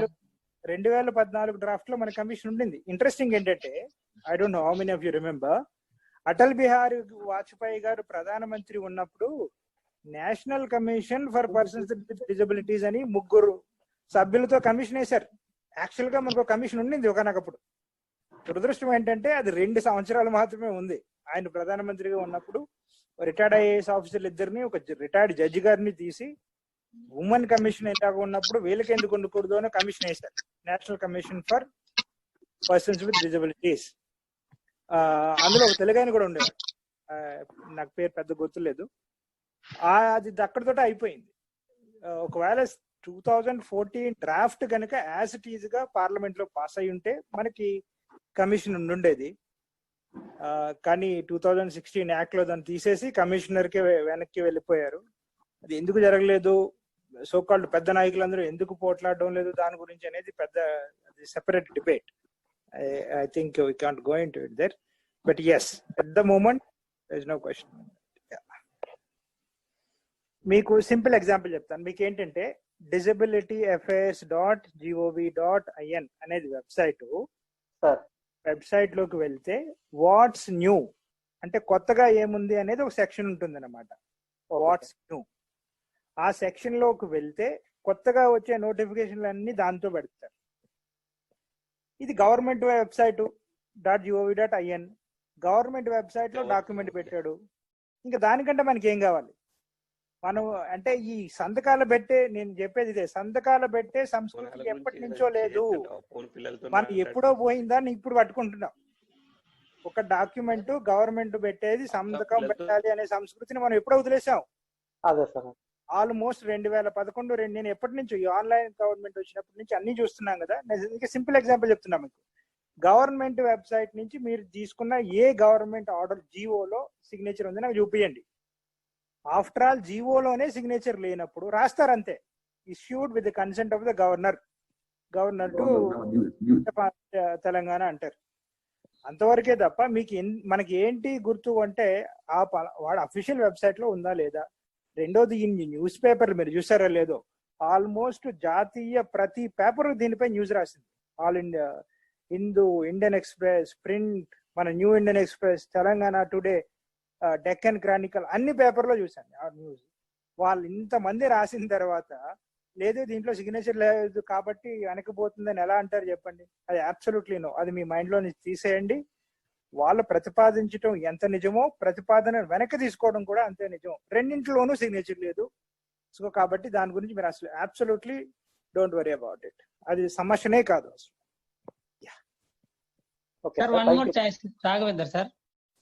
చెప్పండి ప్లీజ్ సార్. ఒకటి, ఈ 2016 యాక్ట్ ఎవరైతే డ్రాఫ్ట్ చేయడానికి కీలక పాత్ర వహించారో మన అంధ సంఘాలలో, వాళ్ళు ఈ సెక్షన్ 320 అనేది మనకు ఫేవరబుల్ గా అని దానికి సపోర్ట్ చేస్తూ అనే దాని మీద వాళ్ళు కొద్దిగా న్యూట్రల్ గా ఉండి ఈ అమెండ్మెంట్ తెచ్చిన పెద్ద ఇబ్బంది ఏం లేదని చెప్పిన ఒకనొక సంఘ నాయకులు, అంటే ఈ డ్రాఫ్టింగ్ లో కీలకంగా వహించిన వాళ్ళు ఎందుకు న్యూట్రల్ గా వెళ్ళింది అనేది ఒకటి. తర్వాత ఈ యాక్ట్ పార్లమెంట్ లెవెల్లో వెళ్ళినా కూడా ఇక్కడ లోకల్ ఎక్కడ కాంప్లైంట్ చేసినా కూడా ఈ యాక్ట్ మీద ఒక ఆఫీసర్ గానీ ఒక పోలీస్ గానీ మినిమం ఒక గ్రూప్ 1 ఆఫీసర్ గానీ అవేర్నెస్ లేదు.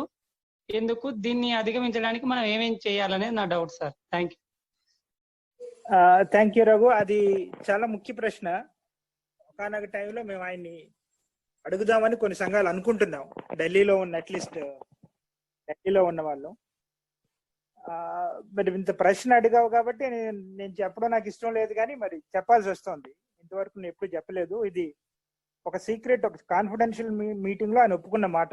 ఇంతకు ముందు మీకు ప్రస్తావించాను, గుర్తుందో లేదో. ఏది, అరుణ్ జైట్లీ గారు లా మినిస్టర్ గా ఉన్నప్పుడు పెద్ద మనిషిని అపాయింట్ చేసి ఈయన ఏం చెప్తే అదే చేయండి అన్న పెద్ద మనిషి ఈయనే. అప్పుడు పీనల్ ప్రొవిజన్స్ అంత రిస్క్ తీసుకుని అరుణ్ జైట్లీ గారు ఈయన ఫ్రెండ్, ఎందుకంటే ఇద్దరు సుప్రీంకోర్టులో లాయర్లు, పక్క రూమ్లు, ఇద్దరు ఒకటే పార్టీకి చెందడం వల్ల కొంత స్నేహం ఉంది. సో కాబట్టే ఇది పర్సనల్ ఫ్రెండ్షిప్. అంత పర్సనల్ ఫ్రెండ్షిప్ ను కూడా రిస్క్ చేసి ఒకప్పుడు ఈ పీనల్ ప్రొవిజన్స్ ఈ దీంట్లో చట్టంలో అవసరం అనుకున్న వ్యక్తి సడన్ గా ఎందుకు యూటర్న్ తీయాల్సి వచ్చింది అంటే అది చాలా ఇంట్రెస్టింగ్. ఎందుకంటే ఆయన క్లియర్ గా రాసుకున్నారు. బై ద వే, నేను జాతీయ స్థాయిలో అందులో నాయకుల్లో ఎవరైనా నేను బాగా ఎఫెక్టివ్ లీడర్ అని నమ్మే వాళ్ళు ఎవరైనా ఉంటే ఆయనే. నాకు పర్సనల్ గా ఆర్గనైజేషన్ లో నేను ఎప్పుడు చేరకపోయినా వ్యక్తిగతంగా రౌంటా గారు అంటే నాకు చాలా గౌరవం, మీ అందరిలాగే. కాబట్టి నాకు వ్యక్తిగతంగా ఏమీ లేదు. మాకు కూడా ఇదే పెద్ద ప్రశ్న, ఎందుకు ఆయన ఇంత నిర్ణయం తీసుకోవాల్సి వచ్చింది? ఎందుకంటే మనం ఈ రోజున వికలాంగులు దేశంలో అనుభవిస్తున్న రైల్వే కన్సెషన్ నుంచి మీకు ఫ్లైట్ లో ఎగ్జిక్యూటివ్ టికెట్ వరకు ఉన్న కన్సెషన్ వరకు ఏది మనకి వచ్చినా కూడా రూంటా గారి ప్రమేయం లేకుండా రాలేదు. సో రూంటా గారి విషయంలో మనం అందరం చాలా గౌరవం, మనందరికీ చాలా గౌరవం ఉంది. దాని విషయంలో ఏమాత్రం సమస్య లేదు. బట్ ఈయన తీసుకున్న నిర్ణయం మాత్రం కాస్త చాలా బాధాకరం. అంటే సడన్ గా దీన్ని నేను రాశారు, ఆయన 9 పేజీల లెటర్ రాశారు, ఆల్మోస్ట్ మీ దగ్గర కూడా ఉండుండొచ్చు. ఆ దాంట్లో మొదటి పేరాలోనే చాలా క్లియర్ గా రాశారు, దీన్ని నేను మనకి ఇన్వెస్ట్మెంట్ కావాలి, ఇన్వెస్ట్మెంట్ కోసం మీరు పెట్టిన ప్రతిపాదన నేను మా ఆర్గనైజేషన్ పూర్తిగా సపోర్ట్ చేస్తోంది, మద్దతు ఇస్తుంది అని పూర్తిగా రాశారు. ఆయన చెప్పినట్టు ఆయన కాస్త చెప్పింది ఏంటంటే మధ్యవర్తులుగా ఆర్గనైజేషన్ తీసుకురండి, అది కూడా మినిమం కనీసం 10 సంవత్సరాల నుంచి పనిచేస్తున్న ఆర్గనైజేషన్లు ఏవైనా ఉంటే వాటిని మధ్యవర్తులుగా తీసుకురండి అని అన్నారు. అది తప్పిస్తే కొత్తగా ఏం పెద్దగా చెప్పింది ఏమీ లేదు. అఫ్ కోర్స్ సెక్షన్ 92 నుంచుండి అన్నాడు. బట్ ఏదేమైనప్పటికీ ఆ మద్దతు తీసుకురావడం ఎందుకు అనేది ఇంతవరకు అర్థం కాని విషయం. అఫ్ కోర్స్ కొంత రాజకీయ కారణాలు ఉండొచ్చు. I think you don't have to go back to it. But ఒక ప్రతిపాదన అయితే ఉంది మా దగ్గర కూడా. వ్యక్తిగతంగా ఆయనతో మాట్లాడాలి, ఎందుకంటే ఇంతవరకు సమాజానికి ఎంతో ఉపయోగపడ్డ వ్యక్తి చివరి రోజుల్లో ఈ నిర్ణయం తీసుకోవడం వల్ల కొంత రాంగ్ మెసేజ్ వెళ్తుంది అని కొన్ని సంఘాలు ఆయనతో ఫ్రెండ్లీ టాక్ ఒకటి చేయాలనే ప్రతిపాదన ఉంది. ప్రాబబ్లీ వచ్చే రోజుల్లో మేము చేస్తాము. అది ఏమన్నా ఉంటే తప్పనిసరిగా మీకు కూడా అప్డేట్ చేస్తాం. అయితే పోలీసులకి ఎందుకు ఈ సమస్య పైన లేదు అని అన్నమాట వాస్తవమే. కానీ ఇంట్రెస్టింగ్ ఏంటంటే 1995 యాక్ట్ వచ్చిన 20 సంవత్సరాలు కూడా ఎవరికీ తెలియదు. ఈ రోజున ఆర్పిడబ్ల్యూడి యాక్ట్ గురించి చాలా ప్రచారం జరిగింది. చాలా పోలీస్ ట్రైనింగ్ లో కూడా దీని గురించి లెక్చర్స్ అవి ఇప్పిస్తున్నారు. చాలా అంటే నేను కాస్త బాగా ఉన్నప్పుడు ఆల్మోస్ట్ ప్రతి నెలలో 3-4 సెంట్రల్ గవర్నమెంట్ అవేర్నెస్ ప్రోగ్రామ్స్ నేను ట్రావెల్ చేసేవాడిని. మేజర్ నేషనల్ ఆర్గనైజేషన్స్ చాలా జరిగింది, ఇంకా జరగాల్సింది ఉంది, ఆ మాట వాస్తవమే. But at the same time ఏదైతే జరగలేదనిపిస్తుందో అది మన బాధ్యతను కూడా గుర్తు చేస్తుంది అప్పుడప్పుడు. ఇంకా పలానా జరగడం లేదు, ప్రత్యేకంగా మన రాష్ట్రంలో జరగలేదు అంటే I think there is some role we have to play. Particularly for example మన దగ్గర చూడండి, పోలీస్ ట్రైనింగ్ ఇన్స్టిట్యూట్ ఉంది. Marri Chenna Reddy human resource development centre లో ఒక బ్రాంచ్ మన దగ్గర ఉంది. ఈ ట్రైనింగ్ వాళ్ళు మనం కన్సల్ట్ చేయాలి. కన్సల్ట్ చేసి వికలాంగుల చట్టం గురించి మీరు చెప్తున్నారా, డిపార్ట్మెంటల్ ట్రైనింగ్ లో పెడుతున్నారా, దాని గురించి నేను వచ్చిన ప్రతిపాదన మీరు మీకు ఆర్గనైజేషన్ వాళ్ళు ఇమీడియట్ గా ఒక సాఫ్ట్ ప్లాన్ ఏదైనా చేయాలనుకుంటే ఇమీడియట్ గా డిపార్ట్మెంటల్ టెస్టులు జరుగుతున్నాయి, గెజిటెడ్ ఆఫీసర్ టెస్టులు జరుగుతున్నాయి, అకౌంటెంట్ టెస్టుల్లో. ఈ రెండింటిలో ఏదైనా ఒక టెస్ట్ లో డిజేబుల్ వెల్ఫేర్ మన ఆర్పిడబ్ల్యూడి యాక్ట్ పెట్టమనండి. So I'm there. ఇప్పుడు వేరే చట్టాలన్నీ పెట్టమని అడుగుతున్నారు, బడ్జెట్ ని చదవమంటున్నారు, ఒక 15 చట్టాలు ఏదో పెట్టారు. సో వికలాంగుల చట్టం ప్రతి వాళ్ళకి ఉపయోగపడుతుంది కదా. ఇది డిపార్ట్మెంటల్ టెస్ట్ డిపార్ట్మెంటల్ టెస్ట్ రాసే ప్రతి వాడు అప్పుడు ఆర్పిడబ్ల్యూడి యాక్ట్ చదువుతాడు. So that will be a good option. So కొంతవరకు చేయొచ్చు. So there is a lot చేయాల్సింది, ఇంకా చాలా ఉంది. సో బట్ ఎస్, కొంత అవగాహన మాత్రం జరగాల్సి ఉంది. అన్నవరం నేను ప్రసాద్ మాట్లాడతాను. నాది ఒక ప్రశ్న. అంటే నేను ఒక వ్యక్తి అడిగాడు, ఆస్తి తగాదాలలో ఒక బ్లైండ్ వ్యక్తి పైన కానీ లేకపోతే ఒక కుంటి అతని పైన కానీ దౌర్జన్యం జరిగితే అతనికి రక్షణ ఉందా చట్టంలో అనేది అతని ప్రశ్న. పూర్తి రక్షణ అన్న. ఇప్పుడు ఇంట్రెస్టింగ్ ఏంటంటే సెక్షన్ 13 మీకు ఒకవేళ అటువంటి కేసులు ఏమైనా దాఖలు చేయాల్సి వస్తే సెక్షన్ 13 కేవలం ఆస్తి గురించి మాట్లాడుతుంది. ఒక వికలాంగుడికి సకలాంగుడికి ఎంత హక్కు ఉందో ఆ హక్కుతో పాటు అవసరమైన ప్రొటెక్షన్ ఇవ్వాలి, భద్రతనివ్వాలి అంటూ సెక్షన్ 13 లో మనకు ఉంది. ఏదైనా కేసు ఫైల్ చేయాల్సి వస్తే డైరెక్ట్ గా మన సెక్షన్ ఆర్పిడబ్ల్యూడి యాక్ట్ లో సెక్షన్ 13 వాడుకుని మనం కేసు ఫైల్ చేయొచ్చు. దాంట్లో ఏమి డౌటే లేదు అసలు. So we have full protection. Okay, thank you. నేను మళ్ళీ అవకాశం తీసుకున్నా కానీ ఎవరు వస్తలేరని ఇప్పుడు ప్రశ్న అడుగుతున్నా. నిజానికి వద్దనుకున్నా, వేరే వాళ్ళ అవకాశం తీసుకున్నా. ఏమంటే 95A ప్రకారము ఒక మధ్యవర్తి అనేది కాంపౌండరీ అని అన్నారు కదా, దాని మీద కొంత వివరణ ఇస్తారని. ఆ కాంపౌండరీ అంటే ఏంటిది, ఆ మధ్యవర్తికి ఉన్న రైట్స్ ఏంటి, అక్కడ కూడా మనకు న్యాయం జరగకపోతే మనం ఎక్కడి దాకా పోవచ్చు. ఇంట్రెస్టింగ్ ఏంటంటే కాంపౌండింగ్ అనేది ఒక క్రిమినల్ ప్రాసెస్. కాంపౌండింగ్ అంటే ఒక వ్యక్తికి 6 సంవత్సరాల శిక్ష పడింది. ఆ వ్యక్తి చేతిలో బాధపడ్డ వ్యక్తి ఇద్దరు ఒక అగ్రిమెంట్కి వచ్చి కోర్టుకు వెళ్లే ముందే వీళ్ళు అగ్రిమెంట్ చేసుకోవాలి. పర్టికులర్లీ బాధితుడు ఒక అంటే 6 సంవత్సరాల్లో ఆల్రెడీ 1 సంవత్సరం శిక్ష అయిపోయింది. బాధితుడు ఏమని సంతకం చేస్తాడు అంటే ఆల్రెడీ ఒక సంవత్సరం శిక్ష పడింది కదా, ఇప్పుడు తనను వదిలేసినా సరే నాకేమీ అభ్యంతరం లేదు అని బాధితుడు సంతకం పెడతాడు. అప్పుడు ఈ అగ్రిమెంట్ ని పట్టుకెళ్ళి కోర్టులో పెడతారు. కోర్టులో పెడితే సెక్షన్ 320 సెక్షన్ 320 సెక్షన్ సిఆర్పిసి ప్రకారం అతను బయటకు పంపించేయచ్చు. అలాగని అన్ని సెక్షన్లోనూ కాంపౌండింగ్ వర్తించదు.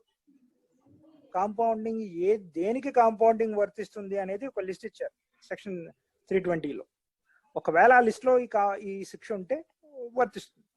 ఇప్పుడు మన 1995 సెక్షన్ లో ఏం చేస్తున్నారు అంటే ఈ కాంపౌండింగ్ అనేది కోర్టుకు వెళ్లకుండా, అంటే కోర్టుకి సబ్మిట్ చేయాలన్నారు చూసారా సిఆర్పిసి ప్రకారం, అలా కాకుండా ఆ కాంపౌండింగ్ ఏదో కమిషనర్లు చేయొచ్చు అన్నారు. అది మనకంతే ప్రాబ్లం.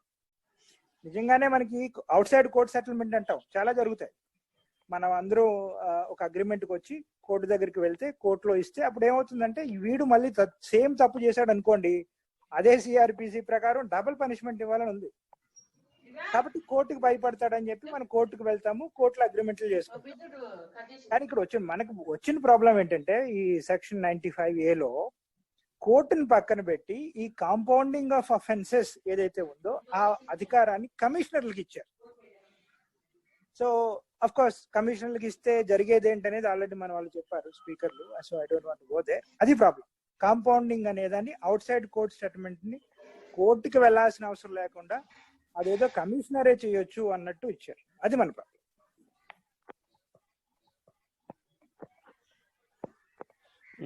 అన్నవరం గారు, నేను భిక్షపతి. ఎస్ అన్న, చెప్పండి. Head master. నేను మామూలుగా ఇప్పుడు మన వాళ్ళకు ముందు అంటే అవగాహన కలగాలి. ముందు ఏంటంటే ఈ చట్టాన్ని ఏ విధంగా ఉపయోగించుకోవాలి, మనం ఏ విషయాల్లో చట్టాన్ని ఉపయోగించుకోవాలనేది మనలో అవగాహన కలగాలి. ఇంకొక విషయం ఏంటంటే ఈ పోలీసు కూడా దీని మీద అవగాహన కలిగించాలి. ఈ 2 విషయాలు ఉన్నాయి. ముందు మనకు అవగాహన లేనప్పుడు మనం దాన్ని సద్వినియోగం చేసుకోలేము. కరెక్ట్, మీరు అన్నది correct. Yeah. ఎప్పుడైతే సద్వినియోగము చేసుకోవడము నేర్చుకుంటామో అప్పుడు దాని ఉపయోగాలు ఏంటో, సాధక బాధకాలు ఏందో మనకు తెలుస్తాయి. ఈ విషయంలో ఏమైనా కొద్దిగా అవగాహన ఏమన్నా చెప్పగలుగుతారా? ఓకే, అవగాహన అంటే ఈ చట్టం అనేది, అంటే నా అనుభవం ఏంటంటే ఈ చట్టం వచ్చిన వెంటనే, అంటే 2016లో డిసెంబర్లో చట్టం వచ్చినప్పటి నుంచి సుమారు రాష్ట్రం తెలంగాణ, ఆంధ్రాల్లో నాకు ఒక అవకాశం, ఒక రకంగా చెప్పాలంటే చాలా మంది మిత్రుల ద్వారా అవకాశం దొరికింది. నా అనుభవం ఏంటంటే ఒక్క రోజున మనం ఈ చట్టం గురించి చర్చ జరిపి అవగాహన తెచ్చుకోలేము. ప్రాబబ్లీ ఇది చేయాలి అంటే maybe one good way is కనీసం ఒక 4-5 సెషన్స్ లో 1 అవర్ సెషన్స్ లో మనం చట్టం గురించి చర్చ జరపడం ఒకటి. రెండోది, చట్టాల్లో ఉన్న ఇంట్రెస్టింగ్ ఒక చెడ్డ గుణం అనుకోండి, మంచి గుణం అనుకోండి, ఇది it's not like text book లా కాదు. ఓన్లీ ఒకరు చెప్పుకుంటూ పోతే మీకు పెద్దగా దానిపైన అప్పటికి గుర్తున్నా తర్వాత గుర్తుండే అవకాశం తక్కువ. సో నేను సజెస్ట్ చేసేది ఏంటంటే, అవగాహన కార్యక్రమం చట్టం పైన ప్రత్యేకంగా చేయాలి అనుకుంటే ఫస్ట్ మీరు చట్టాన్ని ఏ విధంగానైనా సరే, మీరు బ్రెయిల్లో చదువుతారా, రికార్డింగ్ చేసి చదువుకుంటారా, వేరే వాళ్ళతో కూర్చొని చదివించుకుంటారా అనేది పక్కన పెడితే, చట్టాన్ని మీరు A to Z చదవాలి. సెక్షన్ 1 నుంచి సెక్షన్ 102, 102 సెక్షన్లు ఉన్నాయి. నిజం చెప్పాలంటే మరీ పెద్ద చట్టం ఏం కాదు, మంది చాలా చిన్న చట్టమే. 102 సెక్షన్లు ఒకసారి చదివి, మీరు చదివిన తర్వాత అవగాహన కార్యక్రమానికి అటెండ్ అయితే అది చాలా వేరే విధంగా ఉంటుంది. అలా కాకుండా మనం చట్టాన్ని చదవకుండా అవగాహనకు వెళ్ళినప్పుడు ఏమవుతుందంటే, నేను ఏదో పలానా సెక్షన్ లో ఉందని చెప్తాను, లేకపోతే వచ్చిన స్పీకర్ పలానా సెక్షన్ ఇది ఉంది అంటారు, మీరు ఓకే అవునా అనుకుంటారు. అలా కాదు, మీరు చట్టం చదివేటప్పుడు మీకు వచ్చే అనుమానాలు చాలా ఉంటాయి, మీకైనా కదా నాకైనా కూడా. ఆ అనుమానాలతో మీరు అవగాహన సదస్సుకు వచ్చారనుకోండి, అప్పుడు అతను చెప్పాలనుకున్నది అనేది కాకుండా మీకు ఏం అవసరం అనే దాన్ని బట్టి మన స్పీకర్ నుంచి తెలుసుకోవడానికి ఒక అవకాశం. కాబట్టి నా ఫస్ట్ సజెషన్ ఏంటంటే, కొంత తెలుగులో ట్రాన్స్లేట్ చేసే ప్రయత్నం చేశాం. ఇంట్రెస్టింగ్ ఏంటంటే, ఒక హిందీ ఇంగ్లీష్ లో కాకుండా ఈ చట్టాన్ని ప్రాంతీయ భాషలో ట్రాన్స్లేట్ చేసింది మనం ఫస్ట్ మొట్టమొదటిగా. ఆ ఘనత మందే. ఫిబ్రవరి 2017 కల్లా తెలుగులో మన దగ్గర చట్టం ఉంది. సరే, దాంట్లో తప్పులు ఉన్నాయి, నేను 100% కరెక్ట్ అని నేను అన్ను. అన్న ఇప్పుడు అన్నవరం అందరిని అన్మ్యూట్ చేయండి. ఓకే, నేను అందరి తరఫున సందేహాలు ఎక్కువ మోసుకొస్తుంటానా, మీకు అలవాట్లే నాకు తెలుసు. మీరు స్టార్టింగ్ లో మీరు మాట్లాడుతూ ఈ మెరిట్ ఆఫ్ డిజబిలిటీ ప్రకారం మనకు జాబులు ఇవ్వాలి అనే ఒక concept 0.5 total blinds means totally డిజబిలిటీకి ఒక ప్రయారిటీ, పార్షియలీ డిజబిలిటీకి ఒక ప్రయారిటీ ఇవ్వాలి అన్న ఉద్దేశంతో 1% ను బైఫర్గేట్ చేసి 0.5 చేస్తే దాన్ని వద్దని కొట్లాడుతూ వచ్చింది అని తర్వాత సార్ గారు, సాయిబాబా సార్ గారు, జనార్దన్ సార్ గారు చెప్తూ ఒక హ్యాండ్స్ లేని వ్యక్తి, ఐస్ లేని వ్యక్తి వల్ల ఇబ్బంది అయిందంటే, నేను ఇక్కడ 2002లోనే డిఎస్సి రాసినప్పుడు ఆర్డర్ ఆఫ్ మెరిట్ కాకుండా ఆర్డర్ ఆఫ్ డిజబిలిటీ మాకు పోస్టులు ఇవ్వాలి అని మేము కోర్టుకు వెళ్ళడం జరిగింది అందరం కలిసి. అయితే అది రిజల్ట్ వచ్చేదాకా మేము ఆగలేదు. ఎవరైతే కోర్టుకు వెళ్ళినామో వాళ్ళందరి పేర్లు లిస్ట్ లో ఉండడం వల్ల మధ్యలోనే బ్రేక్ అయి వచ్చినాము. అజయ్ సార్ గారు చెప్తూ order of disability, order of age ప్రకారమే కొంత ఇస్తురు కాబట్టి ఇప్పుడు జాబ్లు వచ్చినాయని. ఇది ఒక బ్యాక్లాగ్ పోస్టులలో 4th క్లాస్ ఎంప్లాయీస్ లలో మాత్రమే ఏజ్ కు కొంత ప్రయారిటీ, డిజబిలిటీకి కొంత ప్రయారిటీ ఇస్తున్నారు తప్ప ఎక్కడ కూడా డిజబిలిటీ సీనియారిటీ మీద, డిజబిలిటీ ప్రయారిటీ మీద జాబ్స్ ఇవ్వడం లేదు. మరి ఈ డిజబిలిటీ మెరిట్ డిజబిలిటీ ప్రకారం మనకు జాబ్స్ వచ్చేటట్టుగా మన చట్టంలో ఏమైనా చేయగలుగుతామా? ఎందుకంటే 40% తోటి పర్టికులర్ గా బ్లైండ్స్ ఇబ్బంది పడతారు, కొంత డెఫ్ వాళ్ళు డెఫ్ వాళ్ళకు కూడా ఎక్కువ ఏమి ఉండదు, వాళ్ళ కళ్ళోటే చదువుకుంటారు. ఆర్తో వాళ్ళకి స్టడీ పరంగా పెద్దగా ఇబ్బంది లేదు, ఫైనాన్షియల్ గా ప్రాబ్లం కాబట్టి వాళ్ళు ఇబ్బంది పడతారు తప్ప బ్లైండ్స్ ఒక్కరు టోటల్ బ్లైండ్స్ చదువుకోవడం, 40% బ్లైండ్ చదువుకోవడం అనేది చాలా తేడా. ఎగ్జామ్ రాసేటప్పుడు కూడా వాళ్ళు రాసుకుంటారు, మనదేమో డిపెండ్స్ ఆన్ రైటర్. మరి అట్లా కాకుండా ఆర్డర్ ఆఫ్ డిజబిలిటీలో 100% ఉన్న వాళ్ళకి ముందు ప్రయారిటీ ఇచ్చేది ఒక 4th క్లాస్ ఎంప్లాయీస్ లలో మాత్రమే ఉంది. అది కూడా ముందు ప్రయారిటీ లేదు, కొంత వెయిటేజ్ ఉంది అంత మాత్రమే. ఏజ్ కొంత వెయిటేజ్, డిజబిలిటీ కొంత వెయిటేజ్ ఉంది. ఇట్లా డిజబిలిటీ ప్రకారం ఇవ్వడము అనేది బ్లైండ్స్ చాలా బెనిఫిట్. మరి ఇది చట్టంలో ఎక్కడైనా రక్షణ ఉందా? ఆ 0.5 ను ఎందుకు వ్యతిరేకించారు? మన లెంతీగా చెప్పినా నా ప్రాబ్లం అర్థమైంది కదా. ఓకే ఓకే వదిలే. అయితే రఘు, దాంట్లో నువ్వు చెప్పింది కరెక్టే. 40% కి 100% కి తేడా లేదు. ఆ చట్టంలో లేదు, ఈ చట్టంలో లేదు. కారణం సింపుల్. వైకల్యం అంటే ఏంటి అనే నిర్వచనంలో 40 నుంచి 100 వరకు ఎవరికి 40% కి పైబడి వైకల్యం ఉంటే వాళ్ళు వికలాంగులు అన్నారు. దీంట్లో డివిజన్ లేదు. కాబట్టి లీగల్ గా 75%, 50%, 80% అని చెప్తే దీనికి లీగల్ ప్రాబ్లమ్స్ వచ్చాయి. సో యాక్చువల్గా దీనిపైన కొన్ని హైకోర్టులో కేసులు పడ్డాయి, కోర్టులు కూడా కొట్టేశాయి. ఏమని? డిజబిలిటీని మీరు 40% అన్నారు. 40% అన్నప్పుడు 40% ఎవరు అబౌవ్ ఉంటే వాళ్ళు డిజబిలిటీ. దురదృష్టం ప్రస్తుతం ఉన్న చట్టం ప్రకారం మనకి భద్రత ఏమీ లేదు. అన్న చిన్న డౌట్ అన్న ప్లీజ్. ఒక నిమిషం వెంకట్ వద్దు కానీ ఒక నిమిషం. సో కాకపోతే 0.5% రిజర్వేషన్ ఎందుకు మనం అపోజ్ చేసాం? That's a good question. Simple reason ఏంటంటే రిజర్వేషన్ అనేది పర్సెంట్లు 100లో కంప్యూట్ చేస్తారు. ఫర్ ఎగ్జాంపుల్ 3% రిజర్వేషన్ ఉందనుకోండి. 3% రిజర్వేషన్ 100లో నువ్వు డివైడ్ చేసినప్పుడు వచ్చేదేంటి? 33. అంటే 33లో ఒక పోస్ట్ రావాలి. ఇప్పుడు 4% వచ్చింది కదా. 100ని 4తో డివైడ్ చేస్తే వచ్చేదేంటి? 25. 25 పోస్ట్ లో ఎక్కడో దిక్కున ఒక పోస్ట్ రావాలి. అది జనరల్ గా ఫార్ములా. ఇప్పుడు 0.5 పెట్టావు అనుకో నువ్వు. 0.5 100లో చేస్తే ఎక్కడ వస్తుంది చెప్పు? 100లో 50 పోస్టులకు ఒక పోస్ట్ రావాలి.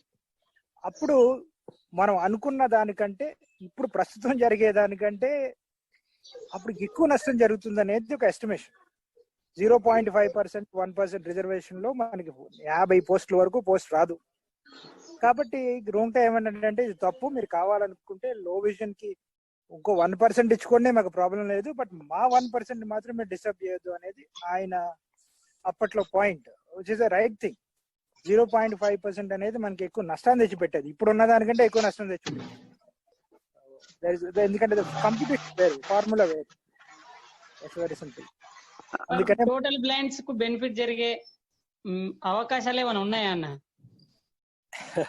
ప్రస్తుతం ఉన్న చట్టంలో ఉన్న దాని ప్రకారం అయితే అంటే చట్టబద్ధంగా మనం ఏం చేయలేము. కాకపోతే రాష్ట్ర ప్రభుత్వాన్ని మనం ఫర్ ఎగ్జాంపుల్ తమిళనాడు ఉందనుకోండి, తమిళనాడులో 6% రిజర్వేషన్. 6% లో వాళ్ళు ఫస్ట్ 1% టోటల్ బ్లైండ్ కి ఇమ్మంటారు, అంటే బ్లైండ్ కి 2% ఇచ్చారు. సేమ్ ఛత్తీస్గఢ్ లో ఇంతకు ముందు 5% ఉండేది, 3% రిజర్వేషన్ ఉన్నప్పుడు వాళ్ళకి 5% ఉండేది, ఇప్పుడు 7% రిజర్వేషన్ వాళ్ళు. దాంట్లో టోటలీ బ్లైండ్, టోటలీ క్రిపుల్డ్ వీళ్ళందరికీ 1% రిజర్వేషన్ ఇచ్చారు. అంటే రాష్ట్ర ప్రభుత్వాలు చేయాలనుకుంటే చేయొచ్చు చట్టంలో. ఎందుకంటే సెక్షన్ 34 లో ఏమని ఉంటుంది, 4% తగ్గకుండా రిజర్వేషన్ ఇవ్వాలి అని ఉంది. అంటే మీరు 10% ఇచ్చుకున్నా చట్టానికి ఏమి ప్రాబ్లం లేదు. కావాలనుకుంటే చట్టాలు మన రాష్ట్ర ప్రభుత్వాలు దాన్ని చట్టం చేయొచ్చు. బట్ పర్ సే లా ఎక్కడైనా ఆఫీస్ లో కూర్చొని అంటే సరే తప్పు ఉప్పు నాకు తెలియదు, మేము చేయగలిగిన పనే చేసుకోవచ్చు కాబట్టి ఇది నేను చేయలేని పని అని మొండిగా అనే అవకాశం ఉందా? మాకు చట్టం ప్రకారం మేము చేయగలిగిన పని చేయించుకోవాలి మాతోటి, ఇది మాకు సాధ్యం కాదు కాబట్టి చేయగలిగిన పనే చేస్తాం అని గట్టిగా మనం స్టాండ్ అవ్వడానికి అవకాశం ఉందా ఎక్కడైనా జాబ్ లో?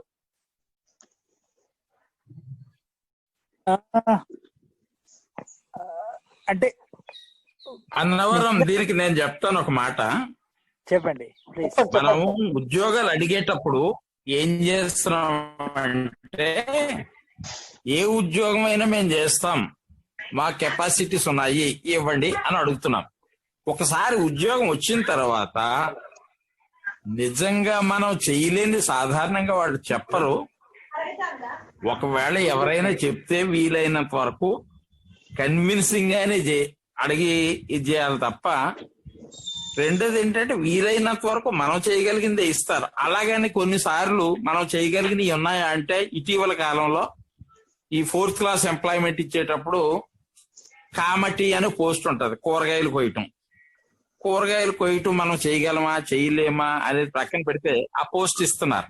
కుక్ పోస్టులు ఉన్నాయి. ఒక బ్లైండ్ అమ్మాయికి అయితే నైట్ వాచ్మెన్ పోస్ట్ ఇచ్చారు. First of all she's blind, she's a lady, మిగతాది ఏంటంటే నైట్ వాచ్మెన్. ఇట్లాంటి పరిస్థితులు కొన్ని ఉంటున్నాయి. అయితే it depends on the description of the authorities. రెండోది ఏంటంటే మనము కూడా కొంత జాగ్రత్తగా కన్విన్స్ చేయాలి. అన్నిటినీ కూడా మనం రైట్స్ గా భావించడానికి వీలు లేదు. వీలైనంత వరకు మనం అడగటంలో తప్పు లేదు, కానీ కొన్నిసార్లు మన వల్ల మన వెనకాల వాళ్ళకి వచ్చే ఆపర్చునిటీస్ పోవడానికి వీలు లేదు. వీళ్ళు కూడా చేయగలుగుతారు, పర్వాలేదు అనేటువంటిది ఉండాలి. వీలైనంత వరకు చేయగలిగినే ఇస్తారు, చేయలేని సాధారణ ఎవరు ఇవ్వరు.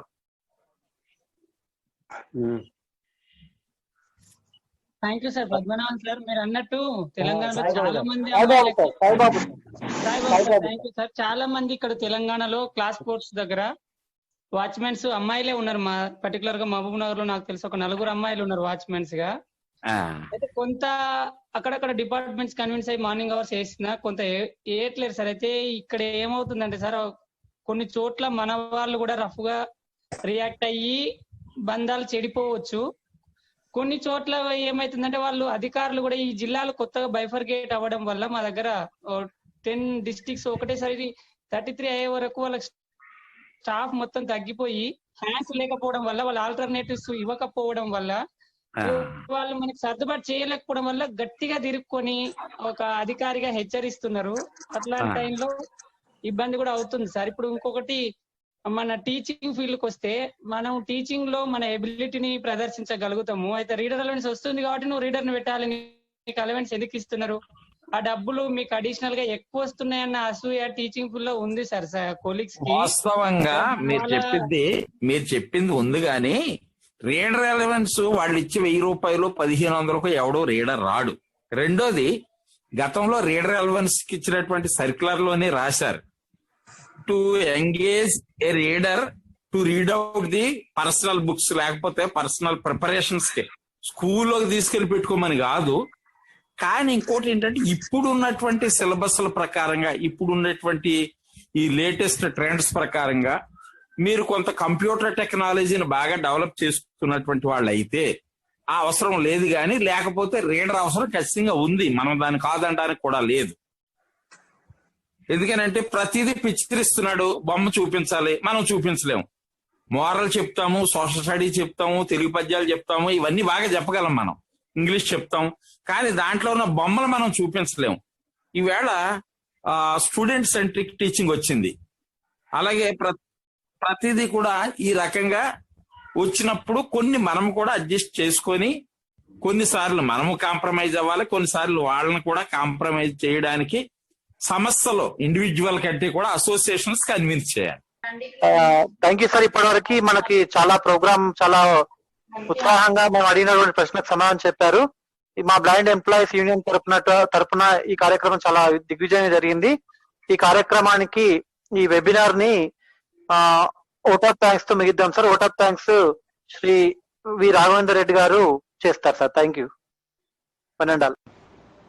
ఈరోజు బ్లైండ్ ఎంప్లాయీస్ యూనియన్ కండక్ట్ చేసిన ఆర్పిడిడబ్ల్యూ యాక్ట్ 2016 మీద ఉన్న కొన్ని సందేహాలకు సమాధానాలు చెప్తూ మన అంధ ఉద్యోగులకు ఈ చట్టం పట్ల అవగాహన కల్పిస్తూ వారి సందేహాలు నివృత్తి చేయడానికి ఏర్పాటు చేసిన ఈ జూమ్ మీటింగ్ హాజరైన ఇంటలెక్చువల్స్ అందరికీ బ్లైండ్ ఎంప్లాయీస్ యూనియన్ తరఫున కృతజ్ఞతలు తెలియజేస్తూ, మా సంఘం కొత్తగా ఏర్పడింది కనుక ఇంటలెక్చువల్స్ అందరికీ సంఘాన్ని పరిచయం చేయాలని కోరుకుంటూ మీకు పరిచయం చేస్తున్నాను సార్. ఈ సంఘము అంధులైన అన్ని వర్గాలలో, అన్ని సెక్టార్లలో పనిచేస్తున్న ఉద్యోగులకు సమన్యాయం చేయాలన్న ఒక సదుద్దేశంతో ఈ సంఘాన్ని స్థాపించాలని, ఒక మొట్టమొదటగా 50 సంవత్సరాల పైబడి ఉద్యోగ రీత్యా, ఉద్యమాల రీత్యా, చట్టాల పట్ల మంచి అనుభవం, అవగాహన ఉన్నవారిని ఒక అడ్వైజరీ బోర్డుగా ఏర్పాటు చేస్తూ, ఆ అడ్వైజరీ బోర్డులో కూడా స్టేటు, అటానమస్ అండ్ సెంట్రల్ డిపార్ట్మెంట్స్ నుంచి ప్రాతినిధ్యం ఉండేటట్టుగా చూసుకొని అడ్వైజర్ బోర్డును ఏర్పాటు చేయడం జరిగింది. ఆ తదనంతరం వారి సలహాలు సూచనల మేరకు ఒక బైలాను ఏర్పాటు చేసుకొని ఒక యాక్షన్ కమిటీని కూడా ఏర్పాటు చేసుకోవడం జరిగింది సార్. ఇందులో మొదటగా మీకు అడ్వైజరీ బోర్డును పరిచయం చేస్తున్నాను. ఇందులో అడ్వైజరీ బోర్డులో చైర్మన్గా G V Rao sir, Braille press chief editor, Braille press Hyderabad. Next Bhikshapathi Goud, gazetted head master sir, ఈయన Gummadidala Medak. Sanjay sir, Hyderabad medical department. K Venkateswara Reddy sir, Khammam teacher. V Madhu sir, Mahabubnagar teacher. M Venkatesh sir, Bhabha atomic centre, central department. Murali sir, SBI Hyderabad scale 2 officer. Syed Salauddin sir, railway stenographer, central department. K Parameswara Reddy sir, senior assistant, Karimnagar. JVD Prasad sir, school assistant, Hyderabad. వీరందరినీ advisor బోర్డుగా ఉంచుతూ 2 నెలల వీరి సలహాల సూచనల మేరకు ఒక రాజ్యాంగాన్ని నిర్మించుకొని ఒక యాక్షన్ కమిటీని కూడా ఏర్పాటు చేసుకోవడం జరిగింది. ఇదే కీలకమైన కమిటీ. ఇది గ్రౌండ్ లెవెల్లో వర్క్ చేసే కమిటీ. ఈ కమిటీలో కూడా అన్ని సెక్టార్లకు న్యాయం జరగాలన్న ఉద్దేశంతో దాన్ని మనం రూపొందించడం జరిగింది సార్. దీనికి ప్రెసిడెంట్గా Y Yadaiah, hostel welfare officer, Mahabubnagar. ప్రధాన కార్యదర్శిగా K Mallesh, Mancherial senior assistant. కోశాధికారిగా శివకుమార్ గారు, scale 1 officer, SBI Hyderabad. Organise సెక్రటరీగా అనిల్ గారు, SGT Siddipet. Vice president Harish Kumar, Baroda bank, Mahabubnagar PO. Vice president hostel welfare officer Tirupathi Reddy, Peddapalli. Vice president Jakkula Ganesh, teacher, Khammam. Women సెక్రటరీగా లక్ష్మి గారు, కరీంనగర్. జాయింట్ సెక్రటరీగా G Mallesh, junior assistant, Medchal. Joint secretary Satish Kumar గారు, పోస్టల్ డిపార్ట్మెంట్, నిజామాబాద్. ఈసీలుగా రాఘవేందర్ రెడ్డి అంటే నేను, Mahabubnagar teacher. Gnaneshwar, junior assistant, Medak. Rammurthy, Khammam non teaching. Rajitha non teaching, Nirmal. ప్రస్తుతానికి ఈ పేర్లతో కమిటీ, యాక్షన్ కమిటీ కూడా ఏర్పాటు చేయబడింది సార్. ఈ సంఘాన్ని మీకు పరిచయం చేస్తున్నాం. ఇక కార్యక్రమానికి వస్తే, ఈరోజు చట్టంలో వచ్చిన అందులకు ఉన్న చట్టపరమైన రక్షణలను తొలగించాలని కేంద్ర ప్రభుత్వం ఆలోచిస్తూ కొన్ని అమెండ్మెంట్స్ చేయాలన్న ఒక దురాలోచనతో ముందుకు వచ్చినప్పుడు వికలాంగులంతా ఐక్యంగా పోరాడి దాన్ని సవరించుకునేటట్టు చేస్తూ పాత చట్టం కొనసాగేటట్లుగా మనందరం ప్రయత్నం చేసి ఆన్లైన్ల ద్వారా, ఈమెయిల్ల ద్వారా చేసిన కృషి ఫలించింది. దానికి సహకరించిన దేశవ్యాప్తంగా ఉన్న వికలాంగులందరికీ మా సంఘం తరఫున ధన్యవాదాలు తెలియజేస్తూ, మా పిలుపును అందుకొని మా అంధులకు, మా సంఘ సభ్యులకు సందేహ నివృత్తి చేయడానికి వచ్చినటువంటి, ముఖ్యంగా గత తెలుగు 2 రాష్ట్రాలలో గత కొన్ని సంవత్సరాలుగా ఎలాంటి సమస్యలున్నా నేనున్నా మీ వెంట అంటూ ఎలాంటి ప్రాబ్లమ్స్కైనా సమాధానాలు ఇస్తూ అడ్మినిస్ట్రేషన్ పరంగా అన్ని రకాల సంఘాలకు భేదాభిప్రాయం లేకుండా తోడున్న Hyderabad central university professor Annavaram sir గారికి ఈ కార్యక్రమానికి వచ్చి దీన్ని హోస్టింగ్ చేసి విజయవంతం చేసి మా సందేహాలకు నివృత్తి చేసిన అన్నవరం సార్ గారికి నా తరఫున, మా సంఘం తరఫున, మా ప్రైమరీ మెంబర్స్ అందరి తరఫున ధన్యవాదాలు తెలియజేస్తున్నాం సార్. అదేవిధంగా గత విద్యార్థి జీవితం నుంచి కూడా ఎన్నో ఉద్యమాలు నిర్వహించి అంధ సమాజానికి తన వంతు సహాయాన్ని అందిస్తూ ఇప్పటికి కూడా సోషల్ వెల్ఫేర్ యాక్టివిటీస్లో పాల్గొంటున్నటువంటి degree lecturer assistant professor Saibaba sir గారు ఈ కార్యక్రమంలో పాల్గొని మీ అమూల్యమైన సందేశాన్ని ఇచ్చి మా సందేహాలను నివృత్తి చేసి మా సంఘానికి మీ ఆశీస్సులు అందించి నిరంతరం మీ వెంట ఉంటానని ధైర్యం చెప్పిన సాయిబాబా సార్ గారికి మా సంఘం తరఫున, మా ప్రైమరీ మెంబర్స్ తరఫున ధన్యవాదాలు తెలియజేస్తున్నాం సార్. అదేవిధంగా ఈ కార్యక్రమంలో మేము లేటుగా పిలిచిన వెంటనే ఒక మంచి కార్యక్రమాన్ని విజయవంతం చేయాలని, మా అందరినీ ఆశీర్వదించాలని, మా సందేహాలు నివృత్తి చేయాలన్న ఒక సదుద్దేశంతో ఈ కార్యక్రమంలో చివరి మూమెంట్లో పిలిచిన తప్పుగా భావించక పెద్ద మనసుతో అంగీకరించి మమ్మల్ని ఆశీర్వదించి మా సందేహ నివృత్తి చేసి మా వెన్నుతట్టిన డిగ్రీ లెక్చరర్ పద్మనాభం సార్ గారికి మా తరఫున సంఘం తరఫున ధన్యవాదాలు తెలియజేస్తున్నాం సార్.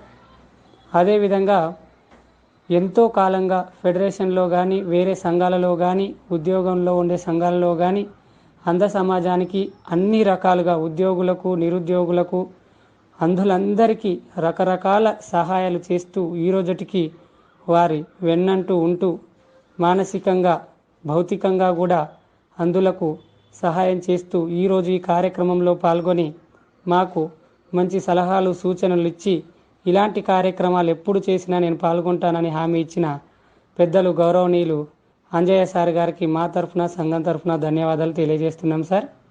అదేవిధంగా ఈరోజు కార్యక్రమంలో సింహభాగం అంతా వివరించిన మన జనార్దన్ నాయుడు సార్ గారు వికలాంగుల చట్టం పట్ల, మొత్తం సెక్షన్స్ పట్ల అవగాహన కల్పిస్తూ సూక్ష్మంలో మోక్షాన్ని దర్శింపజేసి ఒక్క ఈ రక్షణ కల్పించే చట్టాలే కాక మొత్తం సెక్షన్ల మీద షార్ట్ అండ్ స్వీట్గా అవగాహన కల్పించి చట్టాల గురించి మొత్తం అవగాహన ఉండాలని తెలియజేస్తూ, అట్లే ఈ సంఘానికి మీ ఆశీస్సులు ఉంటాయని తెలియజేసి మమ్మల్ని ఆశీర్వదించినందుకు మా తరఫున సంఘం తరఫున మీకు ధన్యవాదాలు తెలియజేస్తున్నాం సార్. అదేవిధంగా ఈ కార్యక్రమంలో పాల్గొని తమ అమూల్యమైన సందేశాన్ని ఇచ్చి చట్టం పట్ల మంచి అవగాహన కల్పించిన ఇఫ్లు ప్రొఫెసర్ రాజశేఖర్ సార్ గారికి కూడా మా తరఫున సంఘం తరఫున ప్రైమరీ మెంబర్స్ అందరి తరఫున ధన్యవాదాలు తెలియజేస్తూ, ఈ కార్యక్రమానికి నిర్వహించిన organisers, blind employees union, action committee, advisory board, ఇంకా సహకరించిన మెంబర్స్కు, పాల్గొన్న ప్రైమరీ మెంబర్స్ అందరికీ, ఇంకెవరైనా మిస్ అయింటే వాళ్ళందరికీ పేరు పేరున హృదయపూర్వక ధన్యవాదాలు తెలియజేస్తూ, మీ అందరి అండదండలతో ఈ సంఘం దినదినాభివృద్ధి చెంది అంధ ఉద్యోగులకు పూర్తి న్యాయం చేసి అంధులు నిర్భయంగా, ధైర్యంగా ఉద్యోగాలు చేసుకొని సుఖమైన జీవితాన్ని గడిపేటట్టుగా ఆశీర్వదించాలని కోరుకుంటూ మీ Raghavender. Thank you, one and all.